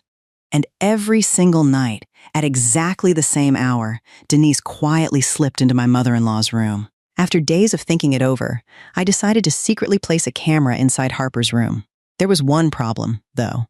In this house, no one was allowed into her room except Denise. Not even the other servants could enter. Denise handled everything in that room herself. No matter what, I had to find out what was going on. So I waited for the time when Denise was cleaning Harper's room. Carrying Kevin in my arms, I stood near the door. The moment Denise opened it, I gently nudged Kevin forward. He immediately ran inside. "Kevin!" I shouted, pretending to panic as I hurried after him. "Why are you running into Grandma's room?" Denise's face darkened with anger. "Why would you let him come in here? Take him outside right now." While she was distracted, I quickly attached a small camera beneath a table. I glanced around the room and noticed a large Buddha statue standing in the center. "I'm sorry, Denise. He's been so naughty lately. I'll take him out right away." I grabbed Kevin and hurried outside, my heart pounding. That evening, I nervously opened the camera feed on my phone. According to the clock, it was almost time for Denise to visit Harper's room. My heart felt as though it might leap out of my chest. The door opened, and Denise walked inside. At first, nothing seemed unusual. A little while later, Harper got out of bed. Then something happened that completely shocked me. The two women embraced each other and began kissing. Goosebumps spread across my skin. I couldn't believe what I was seeing. Were they in a romantic relationship? I sat down heavily on the floor, drenched in sweat. My mind was spinning. After spending several days trying to process what I had seen, I finally decided to tell William. When he heard the story, his reaction was strangely calm. "So that's what this is about?" I stared at him. "You mean you knew?" He nodded. "Yes, my mother is gay. She told me after my parents passed away. At the time, I didn't really understand. But as I got older and learned more about the LGBTQ community, I started feeling sorry for her. For most people, it wouldn't be a big deal. But for someone in her position, leading a major corporation, it's different. She spent her whole life hiding that part of herself." He paused before continuing. "I think I was the only one who knew. Now you know too. I hope you'll understand and be compassionate toward her." At that moment, I felt deeply ashamed. I had invaded someone else's private life because of my curiosity. "I'm sorry. I shouldn't have done that." William shook his head. "It's okay. I should have told you sooner. Now get some rest and stop worrying so much. It's not good for you or the baby." I nodded. "Okay, I understand." After that, I didn't discriminate against gay people, but I still couldn't shake the uneasy feeling inside me. I hadn't fully accepted what I had learned. One day, Denise suddenly asked, "You've seemed distracted lately, ma'am. Are you feeling unwell?" Her question caught me off guard. "No, not at all. I think I'm just getting nervous because the baby's due date is getting closer. That's why I've been feeling uneasy." Denise stared at me with her sharp eyes. "You've given birth before. What is there to worry about?" I forced a smile. "People always say childbirth is like standing between life and death. That's probably why." Denise continued, looking at me before speaking in a strangely casual tone. I've noticed that pregnant women who like sticking their noses into other people's business often end up getting into trouble. I think it's better to focus on yourself and live quietly. That's the safest way to stay out of danger. A chill immediately ran down my spine. Her words didn't sound casual at all. It felt as though she was warning me. Did she know something? Had she discovered that I was spying on her relationship with Harper? I quickly replied, I would never interfere in someone else's life. Denise shrugged. I was only saying that. I know what kind of person you are. Then she turned and walked away. I stood there watching her leave, unable to calm the fear rising inside me. Could Sadie have been talking about Denise all along? As I was thinking about Sadie, one of the maids suddenly came running upstairs. Her face was completely pale. Ma'am! Ma'am! I immediately stood up. What's wrong? The maid looked as though she was about to cry. Sadie. Sadie was raped and murdered. My entire body began trembling. I couldn't believe what I had just heard. What did you say? The maid quickly held out her phone. Look, her family sent these pictures. I stay in touch with her older sister, so they sent them to me. The moment I looked at the photos, my heart nearly stopped. I froze. My throat tightened. How could this happen? Tears filled my eyes. She was such a kind girl. Why would something so cruel happen to her? I sat there in silence, unable to process it. Life and death truly were fragile. One moment a person could be alive, and the next they could be gone forever. When Harper heard the news, she immediately returned to Sadie's hometown to pay her respects. Mom, let me go with you.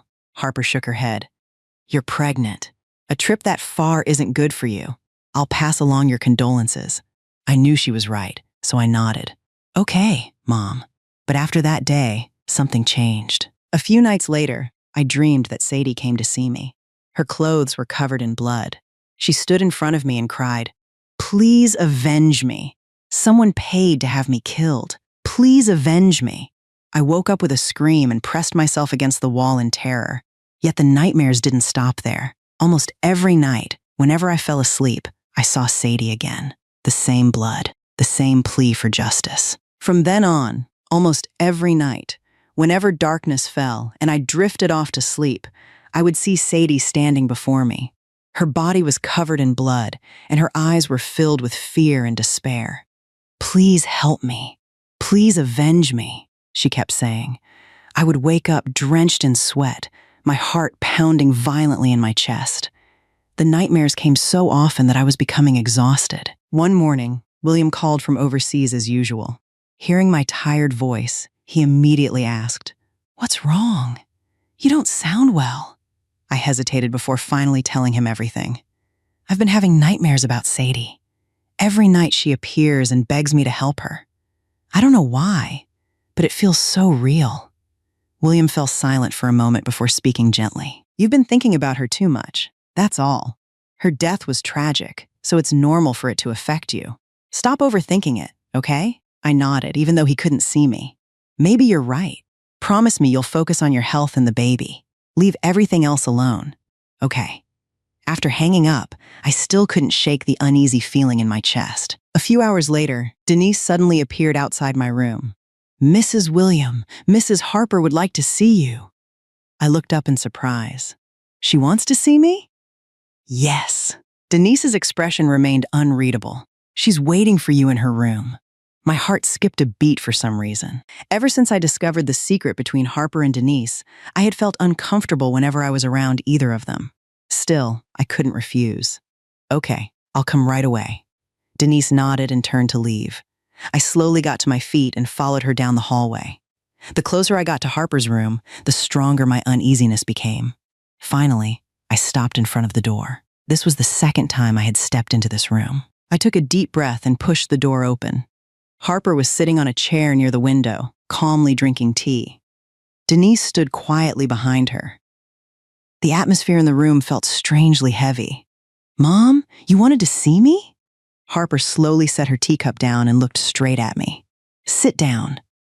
I obeyed and sat across from her. For a moment, no one spoke. Then Harper suddenly asked, How much do you know? My heart skipped a beat. I don't understand what you mean. Harper let out a cold laugh. Don't play dumb with me. A chill ran through my body. Mom, I really don't understand. The warmth I had become used to seeing on her face was gone.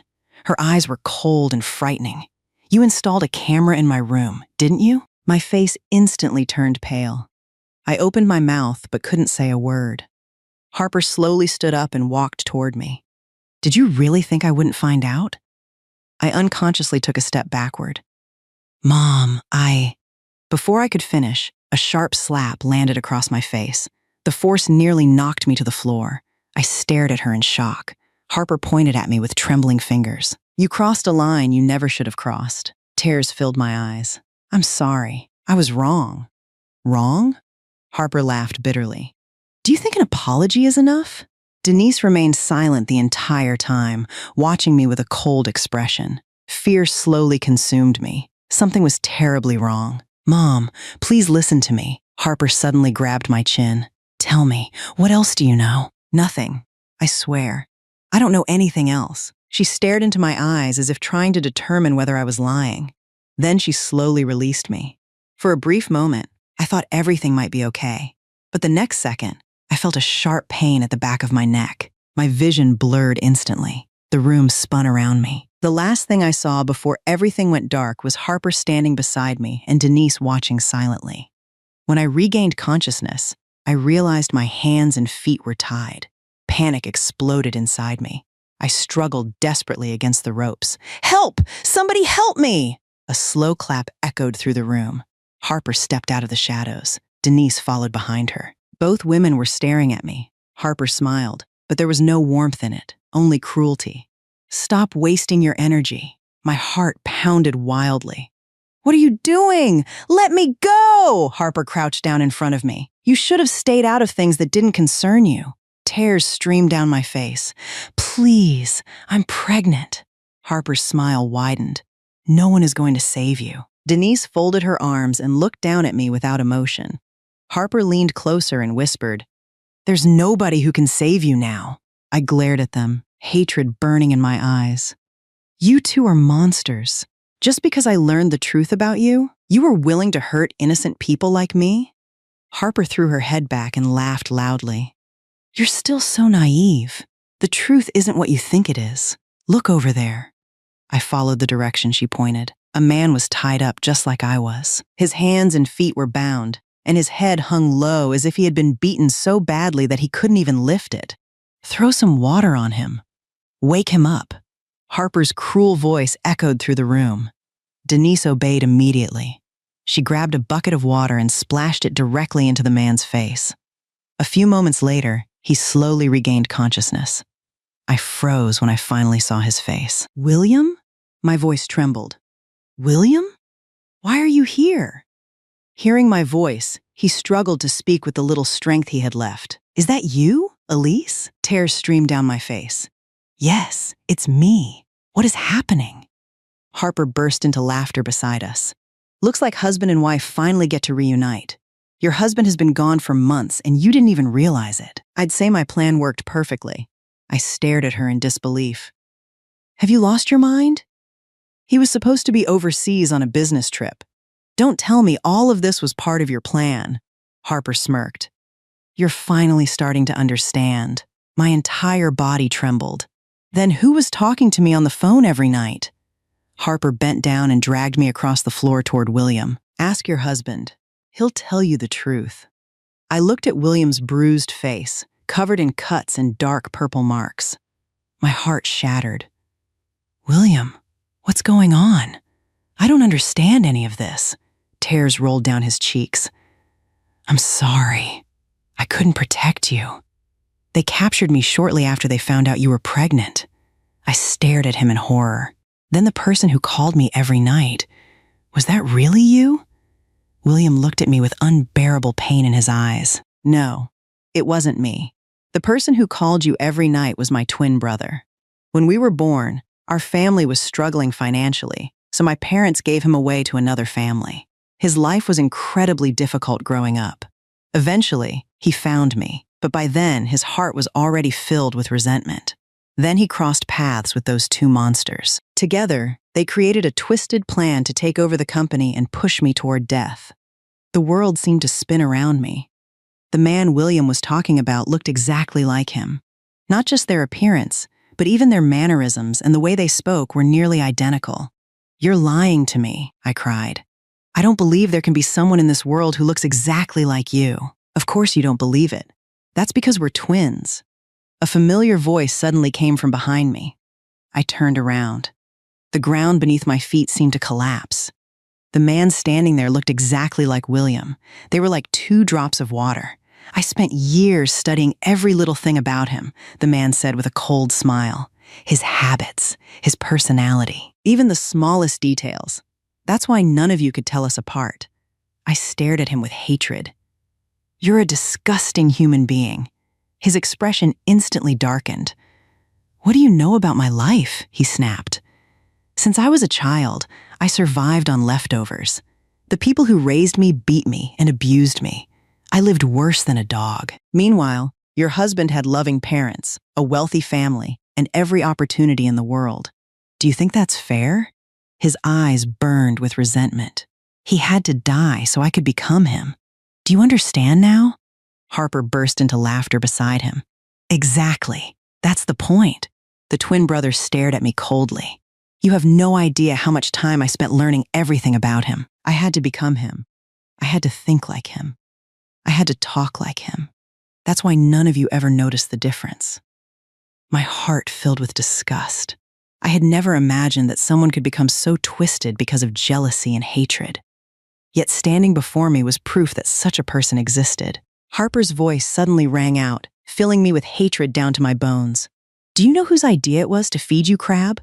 Do you know whose idea it was to pour soap on the floor and make you fall?" The twin brother smiled proudly. "Mine!" I stared at him in disbelief. "You monsters!" He shrugged as if it were nothing. "I wanted your baby dead a long time ago. It's just a shame none of those plans worked." A chill ran through my entire body. I instinctively placed both hands over my stomach. The child inside me was innocent, yet they had repeatedly tried to kill him. Harper laughed coldly. "Money and power can make people do wonderful things." "Wonderful?" I shouted. "You call this wonderful? You people have completely lost your humanity." Harper's eyes narrowed. "Humanity?" she sneered. "Can humanity buy power? Can humanity buy freedom? Can humanity buy a life where everyone bows their heads before you?" I glared at her. "Money and status aren't everything. When you die, you can't take any of it with you." Harper let out a harsh laugh. "I only care about the life I'm living right now. As for what happens after I die, I've never wasted time thinking about it."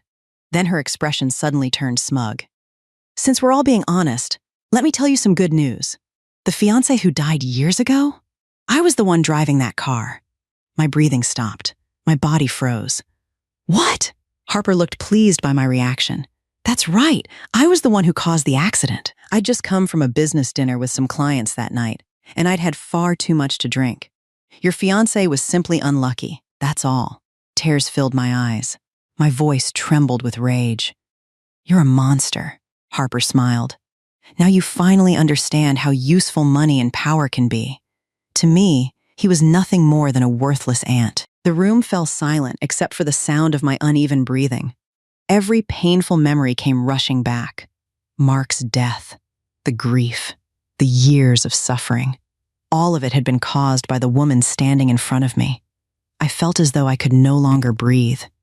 "You really are a demon." William's voice suddenly echoed through the room. "Mom, I've called you Mom for so many years. I used to feel lucky to have you in my life. But today I've realized that every cruel and evil thing imaginable exists inside you. Why? Why did you do all of this?" Harper slowly turned to him. For a brief moment, something dark flickered in her eyes. "Why?" she repeated. "Because I hated your parents." William stared at her in disbelief. Harper laughed bitterly. "I loved your father more than I loved my own life. I gave him everything. I stood beside him. I helped him build his future. But what did I get in return?" Her voice trembled with rage. "He betrayed me. He went back to his hometown and married some countrywoman. Then he came back and showed me his perfect little family as if nothing had happened." My entire body turned cold. Harper's face twisted with hatred. "The day your happy family returned was the day my heart shattered. So I made a plan. I decided that every person who caused me pain would pay for it. William's eyes widened. You killed them? Harper smiled. Yes. The room fell silent. You should have died with them, she continued. But I was afraid the police would start asking too many questions. That's why I kept you alive. William looked as though the world had collapsed around him. All these years, everything was a lie? Harper shrugged. A necessary lie. Then she pointed at me. And now not only you, but your wife and child will die too. A chill crawled down my spine. Suddenly, every piece of the puzzle began falling into place. The deaths, the lies, the manipulation, everything traced back to her. I swallowed hard. What about the man who went to prison for Mark's death? Did he really die? Harper nodded casually. Of course he died. He was planning to expose me. I couldn't allow that. My heart pounded. Then who was the man I met that day? Harper smirked. You still haven't figured it out? He was that man's twin brother, just like your husband has a twin brother. I felt sick. You planned all of that? Harper laughed. I know how much you enjoy digging into other people's business, so I gave you exactly what you were looking for. I wanted to watch you chase the wrong answers. Then another question slipped from my mouth. I thought you were gay. How could you be obsessed with William's father? Harper's eyes narrowed. That's actually a good question. She leaned back in her chair. After he betrayed me, I lost all interest in men.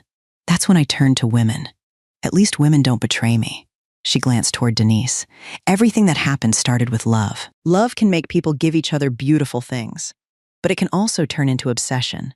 And obsession can destroy everything. The room fell silent once again. The truth was finally laid bare before us, and it was more horrifying than anything I could have imagined. Enough talking, William's twin brother said coldly. Today, you're all going to die. As he spoke, he pulled a handgun from his pocket. Harper's face changed instantly. Have you lost your mind? The man laughed. Lost my mind? His eyes filled with mockery. You really thought we were on the same side? Harper took a step back. We worked together. We had the same goal. He threw his head back and laughed loudly. The same goal? Don't make me laugh. He slowly raised the gun and pointed it directly at her. You planned to use me from the very beginning. Once everything was over, you would have gotten rid of me like a dog. Harper clenched her fists. You're imagining things. No, he replied coldly. I know exactly what kind of person you are. His finger tightened around the trigger. Unlike my idiot brother, I don't trust anyone. Harper suddenly laughed. Then kill me. My life has no meaning anymore anyway. Go ahead and do it. A deafening gunshot exploded through the room. Harper's body collapsed onto the floor. Blood quickly spread beneath her. Mrs. Harper! Denise screamed. Like a madwoman, she threw herself toward him. You bastard, I'll kill you! Without the slightest hesitation, he turned the gun toward her. Another gunshot echoed through the basement. Denise's body jerked violently before crashing to the floor beside Harper. Everything happened in only a few seconds. 2 lives were gone. Just like that. I stared at the horrifying scene, my face pale as paper. My entire body trembled uncontrollably. For the first time in my life, I had witnessed people being killed right in front of me. The smell of blood filled the air. Fear wrapped itself around every part of me. Yet at that moment, I wasn't worried about myself. I was worried about William. I turned to look at him. He glanced back at me calmly. Even now, he was trying to reassure me. I lowered my eyes toward the baby growing inside me. If God had truly decided that the 3 of us would die here today, then perhaps that was simply our fate. Can you kill me instead? William suddenly spoke. But please spare my wife and child. They haven't done anything wrong. His twin brother turned toward him and laughed. Spare them? William's voice trembled. I'm sorry. I got to live a life of comfort while you suffered through misery. We're brothers. We share the same blood. Please let them go. Spare them? The man laughed even harder. That will never happen. His eyes slowly moved toward my stomach. The child in her belly carries your blood. How could I possibly let it live? My entire body went cold. I've tried to kill that baby several times already, he continued. Too bad none of those attempts worked. He smiled like a madman. Maybe it's better this way.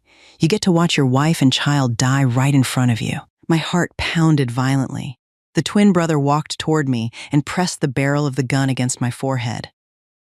"One pull of the trigger," he whispered, "and both your wife and your precious baby disappear forever." He laughed wildly. I closed my eyes. For the first time, I truly felt death standing right in front of me. Then everything happened in an instant. William suddenly sprang to his feet. Somehow, he had managed to free himself from the ropes. Before anyone could react, he drove his foot into his brother's arm. The gun flew across the floor. "No!" his twin brother screamed. William lunged at him immediately. The two men crashed into each other and began struggling violently. My eyes widened in shock. Everything had changed in a single second. The life of my child. My own life. We had been given another chance. "How?" his twin brother shouted. "How did you get free?" William didn't answer. He slammed him to the ground and pinned him there. "You bastard!" the man screamed. "I'll kill all of you! Every single one of you!" I collapsed onto the floor. Tears poured down my face. The feeling of being pulled back from the edge of death made me appreciate life more than ever before. I cried like a child. Leaving that horrifying room behind, I stood there in shock when I finally realized the truth. The large statue inside Harper's room was actually a hidden door leading to the secret basement. According to the police investigation, that underground chamber was being used to store a massive quantity of illegal drugs. The snake tattoo on Harper's wrist was not just an ordinary tattoo. It was the symbol of an international drug trafficking and human trafficking organization. Thanks to the evidence discovered in the basement, the police were able to dismantle the entire network and arrest everyone involved. Although I was finally safe, the nightmares didn't disappear overnight. Many nights, I still woke up trembling from the terrifying memories of everything I had endured. William would hold me tightly in his arms. The warmth of his embrace always made me feel a little better. "It's over now," he whispered. "Try not to think about it anymore." I nodded. "I know." Time slowly healed the wounds in our hearts. Eventually, when the pregnancy reached full term, I gave birth to a healthy baby boy. Our home was filled with laughter once again. For the first time in many years, I felt truly complete. I had everything I could have hoped for: love, family, and peace. One day, I stood in front of Mark's portrait. Tears slowly rolled down my cheeks. "Rest in peace," I whispered. "The person responsible for your death has finally been punished. Kevin and I have found happiness again." William stepped forward and stood quietly before Mark's memorial portrait. After a moment, he spoke softly. "I'll take good care of them. You don't have to worry anymore." I turned to look at William. Our eyes met. In that moment, they were filled with nothing but love. In the end, Elise finally found happiness once again, and this time it was a complete happiness, no longer a happiness left unfinished. After all of her efforts and perseverance, she finally made the monsters wearing human faces pay for their crimes. Somewhere high above, Mark could finally rest peacefully knowing that justice had been served. He would have wanted Elise to live a happy life and have someone by her side to love and protect her. Perhaps William and Elise had been destined for each other since childhood, but fate separated them through life's hardships and unexpected twists. Then, through another series of hardships and unexpected turns, they found each other again and were finally able to be together. It was William's unconditional love that helped Elise believe once more that happiness could return to her life. And above all, their story reminds us that evil will never be tolerated forever. No matter how long the truth remains hidden, those who commit cruel and unforgivable acts will eventually be held accountable for what they have done.